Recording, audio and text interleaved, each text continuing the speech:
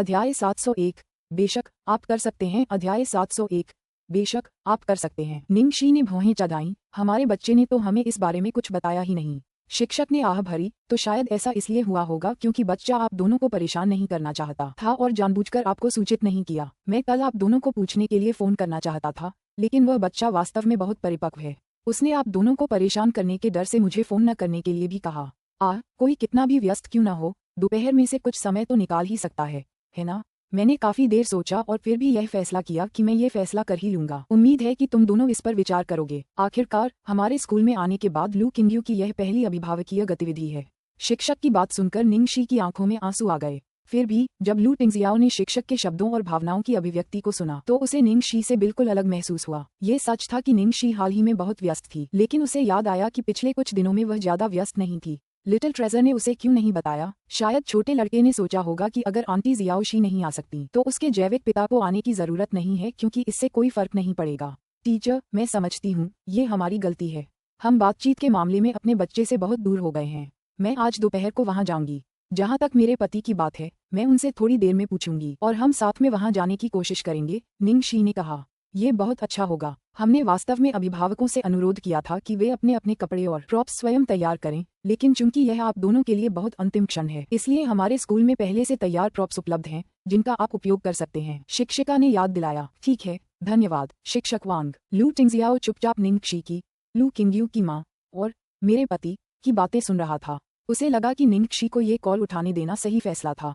शिक्षक के साथ बातचीत समाप्त होने के बाद निंगशी ने जल्दी से उससे पूछा, लू टिंगजियाओ, क्या तुम आज दोपहर को मुक्त हो? मेरी एक विभागीय बैठक है, लेकिन मैं लू जिंगली को अपनी ओर से इसकी अध्यक्षता करने दे सकता हूँ। पत्नी पहले ही बोल चुकी थी, वह समय कैसे नहीं निकाल सकता था। तो फिर बहुत बढ़िया, हम दोनों साथ चलेंगे। निंगशी अचानक झिझकी। रुको, क्या मैं जा सकती हूँ? क्योंकि वह पहले लिटिल ट्रेजर को लेकर बहुत चिंतित थी। उसने अभी अभी लिटिल ट्रेजर की माँ का रूप धारण किया था। अब जब वह शांत हो गई थी तो उसे लग रहा था कि यह उचित नहीं था।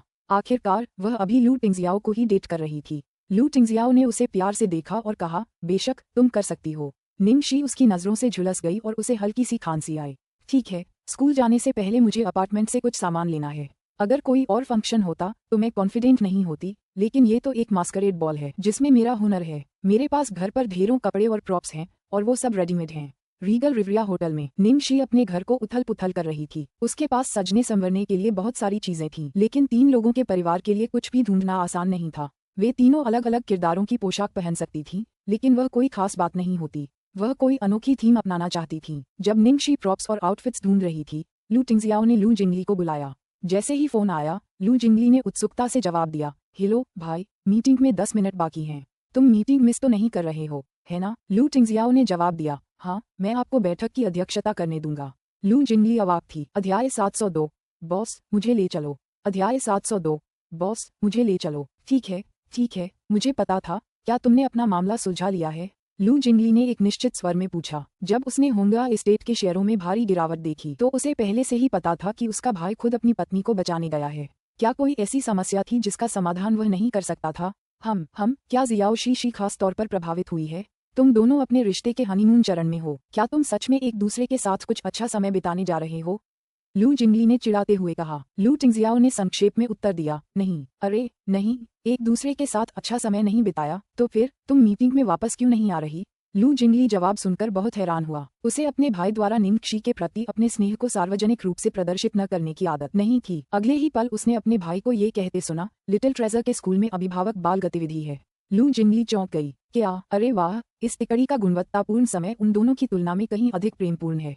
यह उनकी डेटिंग का केवल दूसरा दिन था, लेकिन वे पहले से ही एक अभिभावक बच्चे गतिविधि में भाग लेने जा रहे थे। वास्तव में यह अभी भी उसका जैविक भाई था। मिल गया, ये तो वाकई कमाल का होगा। घर में निंगशी की खुशी भरी आवाज गूंज उठी। लू टिंगजियाओ ने फोन रख दिया और ऊपर देखा तो निंगशी अपने हाथों में एक लाल कपड़ा लिए हुए थी जिसके ऊपर 2 और भूरे रंग की रोएदार चीजें थीं। आप क्या तैयारी कर रहे हैं? मैं इसे पहले गुप्त रख रही हूँ, तब तुम्हें पता चल जाएगा। हे। निंगशी रहस्यमय ढंग से हंसी, फिर थोड़ी अनिश्चितता से बोली, मुझे बस थोड़ी चिंता है कि तुम इसे बाद में पहनने को तैयार नहीं होगे। मैं करूँगा। सच में? तुमने कहा ना, मैं जो भी तैयार करूँ तुम उसे पहनने को तैयार हो जाओगी। ठीक है बिग बॉस, आप भी तो अपना सब कुछ झोंक रहे हैं। चलो पहले स्थान के लिए लड़ते हैं। इससे पहले टीचर वांग ने मुझे गतिविधि का विवरण भेजा था। पहले स्थान पर आने वाले को बहुत बड़ा इनाम मिलेगा। कितना रोमांचक है। विद्यालय में जब निंग शी और लू टिंगजियाओ स्कूल पहुंचे तो उन्होंने देखा कि बाकी बच्चों के माता पिता भी आ चुके थे। वहां लोग तरह तरह के किरदारों के वेश में थे, कुछ शेर, बाघ, डायनासोर, राजकुमारियां, सिंड्रेला, स्पाइडरमैन और आइस क्वीन। निंग शी रंग बिरंगी भीड़ में देखने के लिए खड़ी रही, लेकिन उसे लिटिल ट्रेजर नहीं मिला। निंग शी ने दबे पांवों से चलते हुए बेहतर देखने की उम्मीद में कहा, अरे हमारा छोटा खजाना कहाँ है? लू टिंगजियाओ, क्या तुम उसे देख रही हो? लू टिंगजियाओ ने अपनी ऊंचाई का लाभ उठाया और भीड़ को देखते हुए कहा, लिटिल ट्रेजर यहाँ नहीं है। अरे वह तो नहीं है, फिर वह कहाँ गया? टीचर वांग, जो ज्यादा दूर नहीं थी, जब उन्होंने उन दोनों को गेट पर खड़ा देखा तो दौड़कर आईं। मिस्टर लू, मैडम लू, आप आ गए। यद्यपि उसने उन्हें केवल एक बार देखा था, जब बच्ची स्कूल में पहले दिन थी, फिर भी वे बहुत ही आकर्षक थे, इसलिए उसने उन्हें तुरंत पहचान लिया। टीचर वांग, माफ कीजिए, हमें देर हो गई। लू किंग्यू कहाँ है? निंग शी ने चिंतित होकर पूछा। वह कक्षा में पढ़ रहा है। मैंने उसे नहीं बताया कि तुम आओगे। तुम्हें देखकर वह जरूर बहुत खुश होगा। शिक्षक वांग ने खुलकर मुस्कुराया। धन्यवाद शिक्षक वांग, अब हम चलेंगे। जब वे कार्यक्रम स्थल से बाहर निकले तो निंग शी अधीरता से तेजी से आगे बढ़ने लगी। लू टिंगजियाओ ने उसे असहाय होकर याद दिलाया, धीरे चलो, तुम्हारे पैर में अभी भी चोट है। लेकिन मैं अब और इंतजार नहीं कर सकती। बेशक वह उसकी सलाह नहीं सुनती। जब वह कक्षा में अकेले बैठे नन्हे लिटिल ट्रेजर के बारे में सोचती तो वह चाहती कि काश वह भी पंख लगाकर उड़ जाती, लेकिन उसे अपने पैर की सीमा पता थी। अगर वह तेज चलती तो उसका घाव उसे संभाल नहीं पाता। उसे एक अच्छा विचार सूझा। उसने मुड़कर लू टिंगजियाओ की ओर अपनी बाहें फैला दी और कहा, बॉस, मुझे उठा लो। अध्याय 703, मैं अपने बेटे का बदला ले रहा हूँ। अध्याय 703, मैं अपने बेटे का बदला ले रहा हूँ। लू टिंगजियाओ अचानक आए खुशी से अचंभित रह गया। निंग शी ने शर्म की परवाह नहीं की और उससे आग्रह किया, जल्दी करो, छोटा खजाना हमारा इंतजार कर रहा है। लू टिंगजियाओ ने उसे धीरे से उठाया। यह सही फैसला था। हालांकि लू टिंगजियाओ उतना तेज नहीं था, लेकिन उसके पैर लंबे थे, इसलिए वह उससे कहीं ज्यादा तेज चलता था। वहां आसपास ज्यादा लोग नहीं थे, जिससे उसके साहसिक व्यवहार का पता चलता है। निंग शी ने चारों ओर देखा, फिर उसे कक्षा का प्रवेश द्वार दिखाई दिया। उन्होंने प्रवेश द्वार के सामने एक छोटे लड़के और एक शिक्षक को खड़े देखा। ऐसा लग रहा था जैसे वे बहस कर रहे हों। शिक्षिका 20 वर्ष की थी और वह छोटे लड़के को डांट रही थी, सुन झुआंगजूंग, तुम दरवाजा कैसे बंद कर सकते हो? लू किंग्यू अभी भी अंदर है। गुरुजी। लू किंग्यू ने कोई पोशाक नहीं पहनी। लड़के का चेहरा गोल मटोल था, उसके गाल फूले हुए थे और उसकी पतली आंखें लगभग ढकी हुई थीं। उसने काले भालू की पोशाक पहनी हुई थी, शायद किसी हालिया लोकप्रिय कार्टून एनिमेशन में भालू का कॉस्प्ले कर रहा था। मुझे पता है, क्योंकि उसके माता पिता अभी यहाँ नहीं आए हैं, शिक्षक ने धैर्यपूर्वक समझाया। उसने अपनी पोशाक नहीं पहनी है, इसलिए वह हमारे साथ नहीं खेल सकता। मैं उसे बंद कर दूंगा। छोटा लड़का चिल्लाया। आप उसे ऐसे ही किसी कारण से बंद नहीं कर सकते। अच्छे बच्चे दूसरों के प्रति बुरा व्यवहार नहीं कर सकते। जब शिक्षिका छोटे लड़के को समझाने की कोशिश कर रही थी तो उसने अपना पैर शिक्षिका के पैर पर पटका और चिल्लाया, तुम चुड़ैल हो, तुमने मेरी अवज्ञा करने की हिम्मत की। मैं अपने पिता से तुम्हें दंडित करने के लिए कहूंगा। लड़का अभी भी बच्चा था, लेकिन उसका शरीर हृष्ट-पुष्ट था और वह अन्य बच्चों की तुलना में अधिक ताकतवर था, इसलिए उसके पैर पटकने से कुछ नुकसान अवश्य हुआ होगा। शिक्षिका को अपने पैर में तेज दर्द महसूस हुआ और वह चिल्लाई, सुन झुआंगजूंग, तुम लोगों को कैसे लात मार सकते हो? एक बड़ा सा आदमी तेजी से मेरे पास आया। बेटा, तुम यहाँ क्यों आए हो?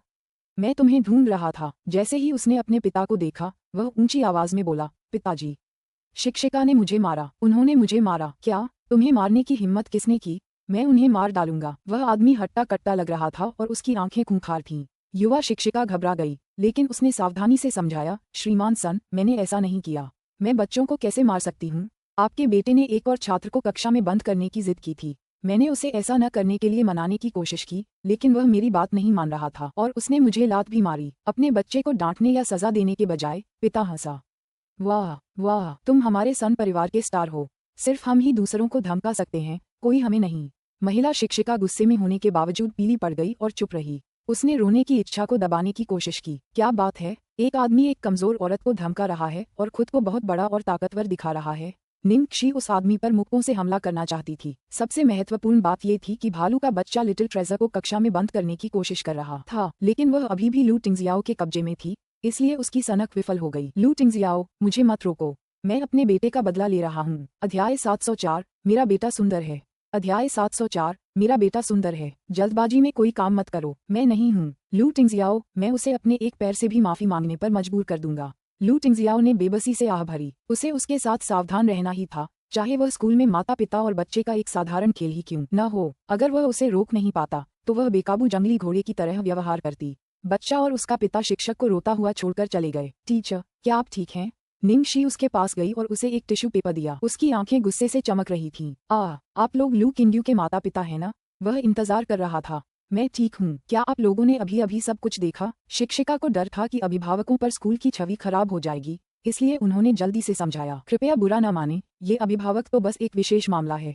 हमारे स्कूल के अधिकांश अभिभावक अच्छे व्यवहार वाले हैं। ये टीचर लिटिल ट्रेजर की रक्षा कर रही थी, इसलिए निंगशी ने उसे दोष नहीं दिया। कोई बात नहीं, हम समझते हैं कि उनके जैसे लोग हमेशा आसपास ही रहते हैं। लेकिन अभी अभी हुई घटना ने निंगशी को थोड़ा चिंतित कर दिया। क्या लिटिल ट्रेजर को स्कूल में परेशान किया जा रहा था? उनके व्यक्तित्व के अनुसार अगर उन्हें धमकाया भी जाए तो भी वे कुछ नहीं कहेंगे। टीचर भी निंगशी की चिंता समझ सकती थी। उसने झट से उससे कहा, लू किंगयू स्कूल में अच्छी तरह ढल रहा है। हालांकि वह ज्यादा बोलता नहीं है, फिर भी कई बच्चे उसे पसंद करते हैं और लड़कियों में तो वह खास तौर पर लोकप्रिय है। निंगशी की आंखें चमक उठीं। लिटिल ट्रेजर लड़कियों में लोकप्रिय था, ये तो आश्चर्य की बात थी, लेकिन आखिरकार वो उसका खूबसूरत बेटा था। उसका लोकप्रिय होना स्वाभाविक था। ये सुन जुआंगजुन एक मशहूर उपद्रवी है। उसके माता पिता को भी इसकी परवाह नहीं है और हम शिक्षकों को भी उसका सामना करते समय परेशानी होती है, लेकिन हम उस पर बारीकी से नजर रख रहे हैं। कृपया निश्चिंत रहें। पार्टी जल्द ही शुरू होने वाली थी, इसलिए उन दोनों के साथ थोड़ी बातचीत के बाद शिक्षक तैयारियां पूरी करने के लिए चले गए। पहले स्तंभ के पास बीच में और खिड़की के ठीक बगल में एक छोटी सी परछाई अकेली बैठी थी। बाहर बर्फ के टुकड़े उसके बर्फ जैसे ठंडे चेहरे से मेल खा रहे थे, बिल्कुल उसके पिता के चेहरे से। वह एक बड़ी सी किताब पकड़े हुए था और अपनी ही दुनिया में पूरी तरह खोया हुआ था। अभी अभी बाहर जो कुछ हुआ वह उसकी छोटी पवित्र दुनिया को हिला नहीं पा रहा था। छोटा खजाना। एक कोमल पुकार के साथ उसकी अदृश्य बाधा टूट गई और उसकी आंखें धीरे धीरे वास्तविकता में वापस आ गईं। लिटिल ट्रेजर हैरान रह गया। वह सीधा बैठ गया और किताब से अपना सिर उठाकर आवाज की दिशा में देखने लगा। आंटी जियाओशी। जाहिर है उसने अपने पिता को पूरी तरह नजरअंदाज कर दिया। छोटे लड़के ने पलकें झपकाईं और कुछ सेकंड तक हिला तक नहीं। जब उसे यकीन हो गया कि उसे कोई भ्रम नहीं है, तो उसने अपनी किताब मेज पर छोड़ दी और भाग गया। लिटिल ट्रेजर, मुझे माफ करना। निंगशी का दिल शांत हो गया जब लिटिल ट्रेजर उसकी बाहों में दौड़ा। अध्याय 705। मेरी पत्नी सबसे अच्छी है। अध्याय 705। मेरी पत्नी सबसे अच्छी है। छोटे खजाने, मुझे पता है कि तुमने यह बात हमसे छिपाई क्योंकि तुम हमें परेशान नहीं करना चाहते थे, लेकिन अगली बार नहीं, ठीक है? लिटिल ट्रेजर ने आज्ञाकारी ढंग से सिर हिलाया। ठीक है, अब लगभग समय हो गया है, चलो कपड़े बदल लें। निंगशी अभी भी सुन जुआंगजुन को लेकर थोड़ी चिंतित थी। वह लिटिल ट्रेजर से पूछना चाहती थी कि क्या उसे स्कूल में तंग किया जाता है, लेकिन पार्टी शुरू हो चुकी थी, इसलिए उसने अभी पूछने की अपनी इच्छा दबा ली। हालांकि यह अभी भी उसे परेशान कर रहा था, इसलिए उसे कुछ ऐसा सोचना पड़ा जो हमेशा के लिए हो, ताकि लिटिल ट्रेजर को स्कूल में कभी परेशान न किया जाए। कपड़े बदलने के बाद जब वे हॉल में दाखिल हुए तो निंगशी को अचानक कुछ याद आया। उसने छोटे बन को देखा और उससे बोली, छोटे खजाने, मैं तुम्हें कुछ बताना भूल गई। लिटिल बन ने संदेह से पलकें झपकाईं। निंगशी खांसी और फिर लू टिंगजियाओ की तरफ देखा। मुझे सोचने दो कि इसे कैसे कहूँ। जब वह सोच रही थी कि उसे ये खबर कैसे बताए, लू टिंगजियाओ ने बीच में ही टोकते हुए कहा, आंटी शियाओ शी अब मेरी गर्लफ्रेंड हैं। लिटिल ट्रेजर ने अपना सिर झुकाया और उलझन में दिख रहा था। वह गर्लफ्रेंड शब्द से वाकिफ नहीं था। उसे बस इतना पता था कि अगर आंटी जियाओ शी उसके पिता की पत्नी बन गई तो वह उसकी माँ बन जाएंगी। लू टिंगजियाओ ने समझाया, गर्लफ्रेंड का मतलब है कि आंटी शियाओ शी आपकी आदि माँ जैसी हैं। निंगशी उसकी व्याख्या सुनकर अवाक रह गई। क्या यह उचित भी था? फिर भी लिटिल ट्रेजर की समझ के लिए ये स्पष्टीकरण कारगर रहा। उसका चेहरा खिल उठा और उसने पुष्टि के लिए निंगशी की ओर देखा। पिता पर भरोसा नहीं किया जा सकता। निंगशी उस नन्हे बन को निराश नहीं करना चाहती थी। तुम्हारे पापा कुछ हद तक सही कह रहे हैं, यही तो मतलब है। तुम्हारी खातिर स्कूल में आते वक्त मैं तुम्हारी पूरी माँ बनूंगी। एक पूरी माँ? वह अपने ही वाक्यांश से भ्रमित थी, लेकिन छोटा बन होशियार था। वह समझ गया और सिर हिला दिया। ठीक है, तो फिर हम मजा करेंगे। निंगशी ने उनके हाथ पकड़े, दो रोएदार पंजे पकड़े और दोनों के बगल में खड़ी हो गई। जैसे ही वे हॉल में दाखिल हुए, सब लोग चुप हो गए। सब लोग प्रवेश द्वार की ओर देख रहे थे। निंगशी ने एक प्यारी सी फूली हुई स्कर्ट पहनी हुई थी और उसके सिर पर एक बड़ा सा लाल हुड था। उसके हाथ में एक छोटी सी टोकरी भी थी, जो जाहिर तौर पर उस क्लासिक परीख था कि लिटिल रेड राइडिंग हुड की भूमिका निभा रही थी। जहाँ तक उसके बगल में जूड़े की बात है, दोनों ने भूरे रंग के घने बालों वाले, घुंघराले बालों वाले और नुकीले कानों वाले सूट पहने थे। यहाँ तक कि उनकी भौहों को भी आईब्रो पेंसिल से भूरे रंग से रंगा गया था। छोटा भेड़िया प्यारा था, बड़ा भेड़िया सुंदर था और लिटिल रेड राइडिंग हुड भी खूबसूरत लग रही थी। तीनों तुरंत ही ध्यान का केंद्र बन गए। सभी माता पिता पेशेवर नहीं थे, इसलिए उनके लिए मेकअप का मतलब बस उनके चेहरे पर कुछ रेखाएं खींचना था। कुछ ने तो कागज के बने नकली कपड़े भी पहने थे। निंगशी वाकई एक प्रोफेशनल थी। वो अपने प्रॉप्स और कॉस्ट्यूम को लेकर बहुत सख्त थी। यहाँ तक कि भेड़िए के सूट पर लगा सारा फर भी असली लग रहा था। निंगशी मुस्कुराई जब उसने देखा कि सबकी नजरें उन पर टिकी हैं। उसने लू टिंगजियाओ से फुसफुसाते हुए कहा, क्या मैंने कुछ ज्यादा ही कर दिया? मुझे ऐसा लग रहा है जैसे कोई अनुभवी खिलाड़ी नए खिलाड़ियों को धमका रहा हो। मेरी पत्नी सबसे अच्छी है। निंगशी खांसी। ये आदमी तो बड़ी जल्दी अपनी भूमिका में आ गया। क्या लिटिल ट्रेजर की एक माँ होने का मतलब ये नहीं कि वो उसकी पत्नी थी? अध्याय 706। बहुत ही प्यारा। अध्याय 706। बहुत ही प्यारा। तुम भी बहुत अच्छे हो, कितने सहयोगी हो, मुझे उम्मीद नहीं थी कि तुम इसे पहनोगे। निंगक्षी ने उस पर हंसने से बचने की कोशिश करते हुए उसके भेड़िए जैसे कानों पर चुटकी काटी। तुम वाकई बहुत प्यारे हो। उनका बॉस वाला आभामंडल पूरी तरह से खत्म हो गया था। लू टिंगजियाओ ने उसे बेबसी से देखा। क्या तुम्हें लगता है कि मैं किसी को भी इसमें खुद को देखने दूंगी? ठीक है, ठीक है। मुझे पता है कि यह तुम्हारे लिए एक बड़ा त्याग है। लू टिंगजियाओ से बात करते हुए उसने देखा कि लिटिल ट्रेजर उसकी स्कर्ट खींच रहा था। वह थोड़ी निराशा भरी आंखों से उसे घूर रहा था। क्या हुआ? निंगक्षी ने पूछा। लू टिंगजियाओ ने अपने बेटे की ओर देखा और उसे याद दिलाया, उसके कान। उसके कानों को क्या हुआ? निंगक्षी को फिर याद आया। वह हंसी और छोटे बन के भेड़िए जैसे कानों को छुआ। छोटा खजाना भी बहुत प्यारा लग रहा है। छोटा सा बन्नी आंटी जियाओशी के साथ इस पल का आनंद ले रहा था। ओह, अब तो माँ जियाओशी भी थी। उसे सचमुच संतुष्टि महसूस हो रही थी। क्या तुम्हें भूख लगी है? कुछ मिठाइयाँ हैं, मैं तुम्हारे लिए कुछ ले आता हूँ। निंगक्षी खुशी खुशी मिठाई की दुकान पर गई। जैसे ही वह ब्राउनी लेने वाली थी, उसे पीछे से जोर का धक्का लगा और वह एक तरफ धकेल दी गई। जिस बच्चे ने पहले लिटिल ट्रेजर को परेशान किया था, सुन जुआंगजून, उसने कुछ केक उठाए और उन्हें अपने मुंह में ठूंस लिया। इतना ही नहीं, उसने बाकी सभी केक भी ले लिए और उन्हें अपने साथ लाए एक बड़े थैले में डाल दिया। कुछ माता पिता अपनी नाराजगी जाहिर कर रहे थे। अरे, ये किसका बच्चा है? इसका ध्यान रखो, ये सारा खाना ले जा रहा है। हम क्या खाएं? ये मेरा बच्चा है। क्या हुआ? एक मोटी औरत अपने बेटे को प्यार भरी नजरों से देखते हुए धीरे से आए। यहाँ खाना खाने के लिए ही है, कोई नियम नहीं है कि कितना खाना चाहिए। मेरा बच्चा ताकतवर है, जाहिर है उसे और चाहिए। उसे इतना नहीं लेना चाहिए। लगभग 20 टुकड़े हैं, क्या वह सब खत्म कर सकता है? ये तुम्हारा कोई काम नहीं है। क्या तुम्हें केक के कुछ टुकड़ों के लिए एक छोटे बच्चे से बहस करने में शर्म नहीं आती? ये केक की बात नहीं है, आपके बच्चे की बात है। कुछ माता पिता अभी भी उसे समझाने की कोशिश कर रहे थे। बच्ची का पिता उनके पास आया और उन्हें अपनी क्रूर निगाहों से घूरने लगा, इसलिए सब चुप रहे और सब कुछ यूं ही रहने दिया। घटना जल्दी ही टल गई। फिर शिक्षकों ने गायन, नृत्य और इंटरैक्टिव खेलों सहित कई गतिविधियों का आयोजन किया। सभी ने खूब आनंद लिया। अंतिम एजेंडे के लिए वे रात की सर्वश्रेष्ठ पोशाक का चयन करने जा रहे थे। जैसी की उम्मीद थी, निंगक्षी और उसके 2 बच्चे विजेता बनकर उभरे तथा उन्हें मिले वोटों की संख्या भी सबसे अधिक थी। लू टिंगजियाओ ने पहले ही ऐसा त्याग कर दिया था। ये तभी सार्थक था जब वे पुरस्कार जीतते। लू किंगयू और उसके माता पिता को बधाई। आज रात वे तीनों बहुत प्यारे लग रहे हैं। उन्होंने हमें एहसास दिलाया कि परियों की कहानियों के भेड़िए भी प्यारे हो सकते हैं। हमारे पुरस्कार भी प्यारे हैं। वह क्या हो सकता है? मैं तुम्हें बताती हूँ। मंच पर एक बड़ा बक्सा रखा था और शिक्षक ने उसकी गांठ खोल दी। भीड़ में निंगक्षी बच्चों से भी ज्यादा उत्साहित थी। वह सचमुच इसका बेसब्री से इंतजार कर रही थी। बक्सा खोला गया और उसमें एक बहुत बड़ा रोएदार भालू था, जो निंगक्षी से भी बड़ा था। निंगक्षी की आंखें चमक उठीं। वाह, ये तो बहुत प्यारा है। लिटिल ट्रेजर ने बड़े भालू और माँ का खुश चेहरा देखा तो वह भी खुशी से झूम उठा। लू टिंगजियाओ ने उनके मुस्कुराते चेहरों को देखा और अपने परिधान पर लगे फर को छुआ और महसूस किया कि यह सब इसके लायक था। अध्याय 707। छोटा खजाना, माँ की अच्छी देखभाल करना। अध्याय 707। छोटा खजाना, माँ की अच्छी देखभाल करना।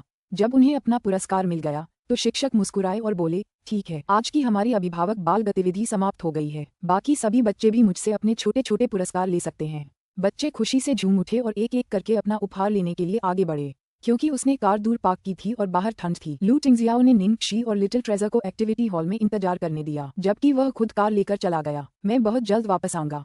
अच्छा रहो, इधर उधर मत भागो। इसमें कोई शक नहीं कि लू टिंगजियाओ ये बात लिटिल ट्रेजर से नहीं बल्कि निंगक्षी से कह रही थी। निंगक्षी ने ऐसे मुंह बनाया जैसे उसके साथ किसी बच्चे जैसा व्यवहार हो रहा हो। मुझे पता है, बस कुछ ही मिनट हैं, मैं आसमान में नहीं उड़ूंगी। लू टिंगजियाओ अवाक रह गई।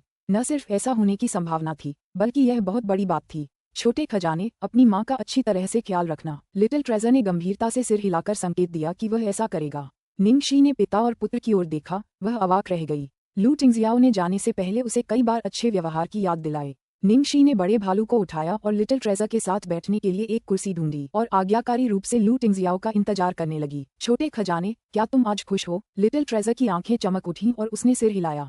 शुभकामनाएं, आज मेरी जिंदगी का सबसे खुशी का दिन है। आंटी जियाओशी तो पहले से ही उसकी आधी माँ है और उन्होंने एक बहुत बड़ा भालू भी जीत लिया है। छोटे लड़के को घर पर मौजूद अनगिनत खिलौनों की ज्यादा परवाह नहीं थी, लेकिन अब उसने अपना छोटा सा हाथ बढ़ाकर उस विशालकाय रोएदार भालू को थपथपाया और उस पर लगातार प्यार बरसाता रहा। निंगक्षी ने मौके का फायदा उठाते हुए माँ जैसी सलाह दी, बेटी, क्या तुम जानती हो, सबसे अच्छी चीजें तुम्हारी अपनी मेहनत से आती हैं। जब माँ और बेटा बात कर रहे थे तो शुरू में खुशनुमा गतिविधि वाला हॉल अचानक एक तीखी चीख से गूंज उठा। मुझे यह नहीं चाहिए, मुझे भालू चाहिए, मुझे भालू चाहिए, मुझे भालू चाहिए। उन्होंने देखा कि वह छोटा भालू का बच्चा सुन जुआंगजून फिर से नखरे दिखाने लगा था। उसने टीचर का दिया हुआ तोहफा फेंक दिया और निंगशी के बड़े भालू की ओर देखकर और उसकी ओर इशारा करके रोने लगा। आसपास के लोगों ने उसे कितना भी समझाया, उसे कोई फर्क नहीं पड़ा। कुछ ही दूरी पर निंगशी ये दृश्य देखकर अवाक रह गया। उसे भालू की क्या जरूरत थी, वह तो खुद एक भालू था। हालांकि वह बच्चे से खुश नहीं थी, फिर भी वह आज का अच्छा मूड खराब नहीं करना चाहती थी। साथ ही उसने लू टिंगजियाओ से वादा किया था कि वह कोई भी शरारत नहीं करेगी, इसलिए वह लिटिल ट्रेजर से बात करती रही और जो कुछ हो रहा था उसे अनदेखा करती रही। अंततः उसने मुसीबत की तलाश नहीं की थी, बल्कि उस बच्चे की माँ स्वयं उसके पास आए। वह महिला लिटिल ट्रेजर के सामने आए और बोली, ये जिसका भी बच्चा है, क्या हम इसे बदल सकते हैं? ये भालू मेरे बेटे को दे दो। निंगशी इतनी गुस्से में थी कि वह जोर से हंसने लगी। मैं ऐसा क्यों करूंगी? उनका पुरस्कार प्रथम श्रेणी का था। क्या आप देख नहीं सकते कि मेरा बेटा पहले से ही कितना रो रहा है? महिला ने तथ्यात्मक लहजे में कहा, आपके बेटे के रोने का हमसे क्या संबंध है? तुम इतने असभ्य क्यों हो? मेरा बेटा पहले से ही बहुत रो रहा है, क्या तुम्हें जरा भी सहानुभूति नहीं है?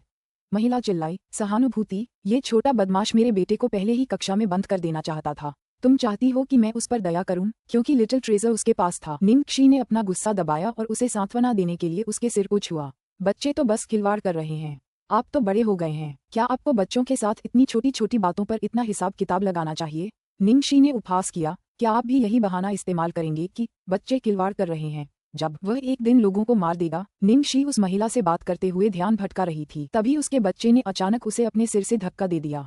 निंगशी के पीछे किताबों की अलमारियों की कतार लगी थी और वह उनसे टकरा गई, जिससे वे डोमिनोज की तरह गिर गईं। अध्याय 708, चलो लड़ें। अगर तुम जीत गए तो मैं तुम्हें दे दूंगा। अध्याय 708, चलो लड़ें। अगर तुम जीत गए तो मैं तुम्हें दे दूंगा। देखते ही देखते अलमारियों की पूरी कतार हिलने लगी। जब निंगशी ने देखा कि अलमारियां गिरने वाली हैं, तो उसका चेहरा पीला पड़ गया और उसने जल्दी से लिटिल ट्रेजर को उठाया और छिप गई। साथ ही उसने बड़ी माँ भालू का इस्तेमाल करके चारों ओर गिर रही किताबों को रोक दिया ताकि बाल बाल बच जाए। अगले ही पल एक जोरदार आवाज सुनाई दी और किताबों की अलमारियां नीचे गिर गईं। सभी लोग डर के मारे हौंफने लगे। अरे बाप रे! निंगशी ने लिटिल ट्रेजर को गले लगा लिया और खुद को बहुत जोर से दबाया ताकि स्कूल नाम की इस पवित्र जगह पर गालियां न बकें। उसकी पैनी नजर भालू की पोशाक पहने बच्चे और उस औरत पर पड़ी। जब उसने निंगशी को इतनी बुरी नजर से घूरते हुए देखा, तो उस महिला ने जल्दी से अपने बच्चे को पीछे कर दिया और पूछा, तुम क्या कर रहे हो? तुम एक बच्चे को मारना चाहते हो? सब लोग आओ देखो। ये दुष्ट महिला एक छोटे से बच्चे को भी नहीं छोड़ेगी। जब ये सब शोरगुल चल रहा था, तो सभी अभिभावक वहां एकत्रित हो गए और नाराजगी से ये सब देख रहे थे। ये परिवार फिर से क्यों है? कितना अनियंत्रित है। बिल्कुल पिछली बार जब सुन जुआंगजुंग ने ट्रांसफॉर्मर्स खिलौना उधार लिया था, जो मेरे पति ने हमारे बच्चे के लिए खरीदा था, तो वह कभी वापस नहीं किया गया। मैंने इस मुद्दे पर बात करने के लिए उसे ढूंढा, लेकिन उसने बस इतना कहा कि खिलौना खो गया है। उसने मुआवजा देने की भी पेशकश नहीं की और कहा कि मैं जरूरत से ज्यादा प्रतिक्रिया दे रही हूँ। अगर वह महिला इतनी तेजी से नहीं हिलती तो वे बड़ी अलमारियां उस पर गिर जाती और उसे गंभीर चोटें आती। दरअसल उसके साथ एक बच्चा भी था। वह भालू का बच्चा इतनी छोटी सी उम्र में ही ऐसा व्यवहार कर रहा है। मुझे डर है कि वह बड़ा होकर किसी को या किसी चीज को मार डालेगा। अब वह बहुत ही उपद्रवी हो गया है। क्या स्कूल उसे थोड़ा संभाल नहीं सकता? वे उसे कैसे संभाल सकते हैं? अगर आप किसी बच्चे को संभालते हैं तो लोग कहेंगे कि वह तो बस बच्चा है और थोड़ा शरारती होना सामान्य बात है। स्कूल इतनी छोटी सी बात पर लोगों को भगा तो नहीं सकता, है ना? माता पिता और शिक्षकों की सभी निंदाओं का सामना करते हुए सुन जुआंगजुंग की मां को बिल्कुल भी पछतावा नहीं हुआ। मेरा बेटा कितना ताकतवर हो सकता है? उसने तो बस हल्का सा धक्का दिया था। वो खुद भी स्थिर नहीं थी, इसलिए उन अलमारियों से टकरा गई। और वैसे भी उन्हें कोई चोट नहीं लगी है। तुम लोग क्या बड़बड़ा रहे हो? हम माँ बेटे को धमकाने की कोशिश कर रहे हो, है ना? उसके बोलते ही भालू की पोशाक वाला पिता, जो पहले चला गया था, वापस आ गया। जब उसने अपने परिवार के चारों ओर भीड़ देखी तो वह तुरंत दहाड़ा, तुम सब क्या कर रहे हो? पतिदेव, आप आखिरकार यहाँ आ ही गए। ये लोग मुझे और हमारे बेटे को परेशान कर रहे हैं। वह औरत किसी छोटी सी बात पर नाराजगी पाल रही है। वह खुद गिरी, फिर भी हमारे बेटे को दोषी ठहरा रही है। ये सब लोग उसके पक्ष में हैं। भालू की पोशाक वाली माँ ने सच्चाई को उलट पुलट कर दिया, जिससे सब लोग उसे घृणा से देखने लगे। पिताजी, भालू, मुझे भालू चाहिए, मुझे चाहिए। जब सुन जुआंगजुंग ने अपने पिता को आते देखा तो वह और भी दबंग हो गया और तुरंत लिटिल ट्रेजर और निंगशी से पुरस्कार छीनना चाहता था। निंगशी ने तुरंत उस छोटे लड़के का हाथ जोर से मारा जो भालू को नोचने के लिए आगे बढ़ा था। उसने ज्यादा जोर नहीं लगाया था, लेकिन लड़का जोर जोर से रोने लगा मानो निंगशी ने उसे बहुत सताया हो। सुन जुआंगजुंग की मां ने अपने बच्चे को मनाना शुरू कर दिया और अस्पताल जाने की बात कही। बच्चे के पिता ने तुरंत हिंसक रुख अपनाते हुए कहा, तुम चुड़ैल हो, मेरे बेटे को मारने की तुम्हारी हिम्मत कैसे हुई? क्या तुम मरना चाहती हो? वहां मौजूद सभी लोग निंगशी के लिए चिंतित थे। शिक्षिका सुरक्षा गार्डों को बुलाने के लिए दौड़ी थी। माँ, मुझे चाहिए, मुझे चाहिए, मुझे बस वह भालू चाहिए। सुन जुआंगजुंग लगातार चिल्लाता रहा और इतना शोर था कि हर किसी का सिर फटने वाला था। आप मेरे बेटे को ये भालू दे सकते हैं और मैं इसके बारे में भूल जाऊंगी। महिला ने ऐसे भाव से कहा जिससे ये संकेत मिलता था कि वह नुकसान में है। किनारे पर खड़े सभी माता पिता निंगक्षी को प्यार से सलाह दे रहे थे, छोड़ो भी, क्या तुम उन्हें भालू दे दोगी? तुम इससे लड़कर बाहर नहीं निकल पाओगी, अंत में नुकसान में मत रहो। निंगक्षी ने कृतज्ञता से माता पिता की ओर देखा, फिर बच्चे के पिता की ओर देखा जो उसे गुस्से से घूर रहा था। उसने शांत भाव से कहा, तुम्हें ये भालू चाहिए? जरूर, चलो लड़ते हैं। अगर तुम जीत गए तो मैं इसे तुम्हें दे दूंगी। अध्याय 709। तुम्हें बुरी तरह पीटना। अध्याय 709। तुम्हें बुरी तरह पीटना। सुन झुआंगझुंग के पिता ने हंसते हुए कहा, क्या झगड़ा? तुम्हें अपने पति के दुबले पतले शरीर को देखते हुए दोबारा सोचना चाहिए। हो सकता है कि वह मेरा एक मुक्का भी न झेल पाए। निंगक्षी ने उसे घूर कर देखा। लू टिंगजियाओ वैसे तो कपड़े पहनने पर दुबला पतला और कपड़े उतारने पर मांसल दिखता था, लेकिन उसके सामने जो आदमी खड़ा था वह घिनौना मांस का एक बड़ा टुकड़ा लग रहा था। बच्चे की माँ भी उनकी बात से सहमत हो गई। तुम्हारा पति सचमुच बदकिस्मत है कि उसे तुम जैसे नासमझ आदमी से शादी करनी पड़ी। मुझे लगता है कि तुम दोनों को जल्द से जल्द तलाक ले लेना चाहिए। निंगक्षी ने अधीरता से समय देखा और दांत पीसते हुए बोली, बहुत हो गई बातें। अब हम लड़ रहे हैं या नहीं? अगर नहीं तो लू टिंगजियाओ जल्द ही वापस आ जाएगी। बच्चे के पिता ने जवाब दिया, बिल्कुल, लेकिन क्या आप अपने पति के लिए फैसला ले सकती हैं? अगर वह इससे सहमत न हो तो क्या होगा? निंगक्षी ने सवालिया लहजे में अपनी भौहें उठाईं। क्या मैंने कहा था कि मेरा आदमी ही तुमसे लड़ेगा? तो फिर लड़ाई का क्या हुआ? तुम क्या खेल रहे हो? आदमी गुस्से से बोला। निंगक्षी लिटिल ट्रेजर को पास बिठाकर बोली, मेरे प्यारे, अपनी आंखें बंद करो और 100 तक गिनकर फिर खोलो। लिटिल ट्रेजर अपनी माँ के बारे में चिंतित था, लेकिन उसने उस पर भरोसा किया और आज्ञाकारी रूप से अपनी आंखें बंद कर लीं। निंगक्षी ने लिटिल ट्रेजर के गाल पर चुंबन किया, फिर पलटकर बच्चे के पिता की ओर चुनौती भरी नजरों से देखा। मतलब, मैं तुमसे लड़ रही हूँ? तुम? हा हा हा हा हा। वह आदमी ऐसे हंसा जैसे उसने दुनिया का सबसे अच्छा चुटकुला सुन लिया हो। आसपास के अभिभावक और शिक्षक भी उलझन में थे। क्या यह महिला पागल है? कौन जानता है वह क्या करने की कोशिश कर रही है? सुरक्षाकर्मी कहाँ हैं? वे अभी तक यहाँ क्यों नहीं आए? हालात हाथ से निकल रहे हैं। निंगक्षी के पास खोने के लिए समय नहीं था, इसलिए उसने ताना मारा, देखिए मिस्टर सन, मैं बचपन से ही कुंग फू की ट्रेनिंग ले रही हूँ। क्या आप मुझसे डरते हैं? अगर हाँ तो मेरे बेटे से माफी मांगिए और चले जाइए। मेरा समय बर्बाद करना बंद कीजिए। मैं? डर? ठीक है, सब लोग ये देख रहे हैं। मैं तुम्हें धमका नहीं रहा, तुम ही मुसीबत ढूंढ रहे हो। वह आदमी पूरी तरह से भड़क गया था और उसका अहंकार 7वें आसमान पर था। देखने वाले निंगक्षी को ऐसे देख रहे थे जैसे उसकी मानसिक हालत ठीक नहीं है। पहले तो वे उसके लिए चिंतित थे, लेकिन अब लग रहा था कि उसकी मानसिक स्थिति ठीक नहीं है। क्या वह बचपन से ही कुंग फू की ट्रेनिंग ले रही थी? उसके प्यारे रूप रंग को देखते हुए क्या उसने बस आत्मरक्षा के कुछ हुनर सीखे थे? उस आदमी ने अपनी जैकेट उतार फेंकी और उसकी सारी बड़ी बड़ी मांसपेशियां उसकी काली टैंक टॉप से उभर आईं। बाकी सब लोग पीछे हट जाओ। अगर मैंने गलती से किसी को चोट पहुंचा दी तो मैं जिम्मेदार नहीं होऊंगा। उसकी चेतावनी सुनकर सभी लोग तुरंत पीछे हट गए। वह आदमी लड़ने की मुद्रा में आ गया, फिर अपने पैर हिलाता रहा। देखने वालों को वह मुक्केबाजी में अनुभवी लग रहा था। कृपया शांत हो जाए, मैडम लू, आप ऐसा नहीं कर सकती। वापस आइए। अगर आपको चोट लग गई तो क्या होगा? मैं आपके पति को ये कैसे समझाऊं? मिस्टर सन, इसे बंद कीजिए। ठीक है, हम आपको एक और बड़ा भालू देंगे। शिक्षिका ने दोनों वयस्कों को समझाने की कोशिश की, लेकिन नाकाम रही। आखिरकार उसने सुरक्षा गार्डों को बुलाकर लू टिंगजियाओ से संपर्क करने की कोशिश की। उसे पकड़ो पिताजी, उसे पीटें। बच्चा चिल्लाया। हाँ, आदमी दहाड़ा और हमला शुरू कर दिया। सबके दिल धड़क उठे। निंगक्षी हिली नहीं। जब वह आदमी उसकी तरफ बढ़ा तभी उसने अपने घायल पैर को सहारा दिया और दूसरे पैर को तीर की तरह घुमाकर हमला किया। धम्मा। किसी ने नहीं देखा कि असल में क्या हुआ, लेकिन पलक झपकते ही उस आदमी का विशाल शरीर जमीन पर बिखरा पड़ा था और उससे थोड़ी दूरी पर एक खून से सना हुआ दांत खड़खड़ा रहा था। हर कोई अवाक था। उसने एक ही हिट में चाल को अंजाम दिया था। जिस क्षण निंगक्षी ने बच्चे के पिता को लात मारी, लू टिंगजियाओ को शिक्षक का फोन आया, इसलिए वह जल्दी से वापस लौट आया। ठीक उसी समय जब उसकी पत्नी एक आदमी को लगभग मार ही डालती है, जबकि उसने वादा किया था कि वह आज्ञाकारी ढंग से उसका इंतजार करेगी। अध्याय 710। क्या आप अपने पति को इस तरह आज्ञाकारी बनाती हैं? अध्याय 710। क्या आप अपने पति को इस तरह आज्ञाकारी बनाती हैं? निंगक्षी लिटिल ट्रेजर के पास लौटी और उसे अपनी आंखें खोलने के लिए कहा। ये सच था कि उसके कौशल पहले जितने अच्छे नहीं थे, इस हद तक कि वह तीसरी वरिष्ठ बहन के हमलों से खुद का बचाव भी नहीं कर सकती थी, लेकिन फिर भी उसके लिए किसी भी वास्तविक मार्शल आर्ट कौशल के बिना किसी को संभालना काफी आसान था। उसने उसके ढीले ढाले पैरों को समझ लिया था और समझ गई थी कि उसकी मांसपेशियां सिर्फ दिखावे के लिए हैं। अपनी जानकारी से वह ये भी अंदाजा लगा सकती थी कि ये स्टेरॉइड की मदद से थोड़े समय में ही बन गई थीं, लेकिन शिक्षकों और अभिभावकों को ये सब पता नहीं था, इसलिए वे सभी हैरान थे। लिटिल रेड राइडिंग हुड बहुत बढ़िया है। लिटिल रेड राइडिंग हुड ने गंजे आदमी को हरा दिया। बच्चों की जयकार सुनकर सभी के मुंह खुले रह गए। ओह हे भगवान, वह कितनी शक्तिशाली है। उसकी एक ही लात से वह उड़ गया। क्या तुमने नहीं सुना कि वह बचपन से ही प्रशिक्षण लेती रही है? बेशक वह उससे ज्यादा ताकतवर होगी। मैंने सोचा था कि वह मजाक कर रही है। कौन जानता था कि वह इतनी अच्छी होगी। मैं सोच रहा था कि ये साहब कितने ताकतवर होंगे, पर ये तो बस दिखावा निकला। एक औरत की एक लात और गिर पड़े। हा, आप सही कह रहे हैं। ये देखना बहुत अच्छा था। मुझे यकीन है कि उसे दोबारा स्कूल आने में शर्म आएगी। प्रिय, क्या तुम ठीक हो? तुम कमीनी औरत हो, तुमने मेरे पति को पीटने की हिम्मत की। सुन जुआंगझुंग की माँ ने हंगामा करना शुरू कर दिया। ओह, मैं तो बस एक कमजोर बच्ची हूँ, मुझमें कितनी ताकत होगी, हम तो बस मजाक कर रहे थे। क्या तुम्हें इतना परेशान होने की जरूरत है? निंगक्षी ने मासूमियत का नाटक किया और जानबूझकर पीड़ित जैसा लहजा अपनाया।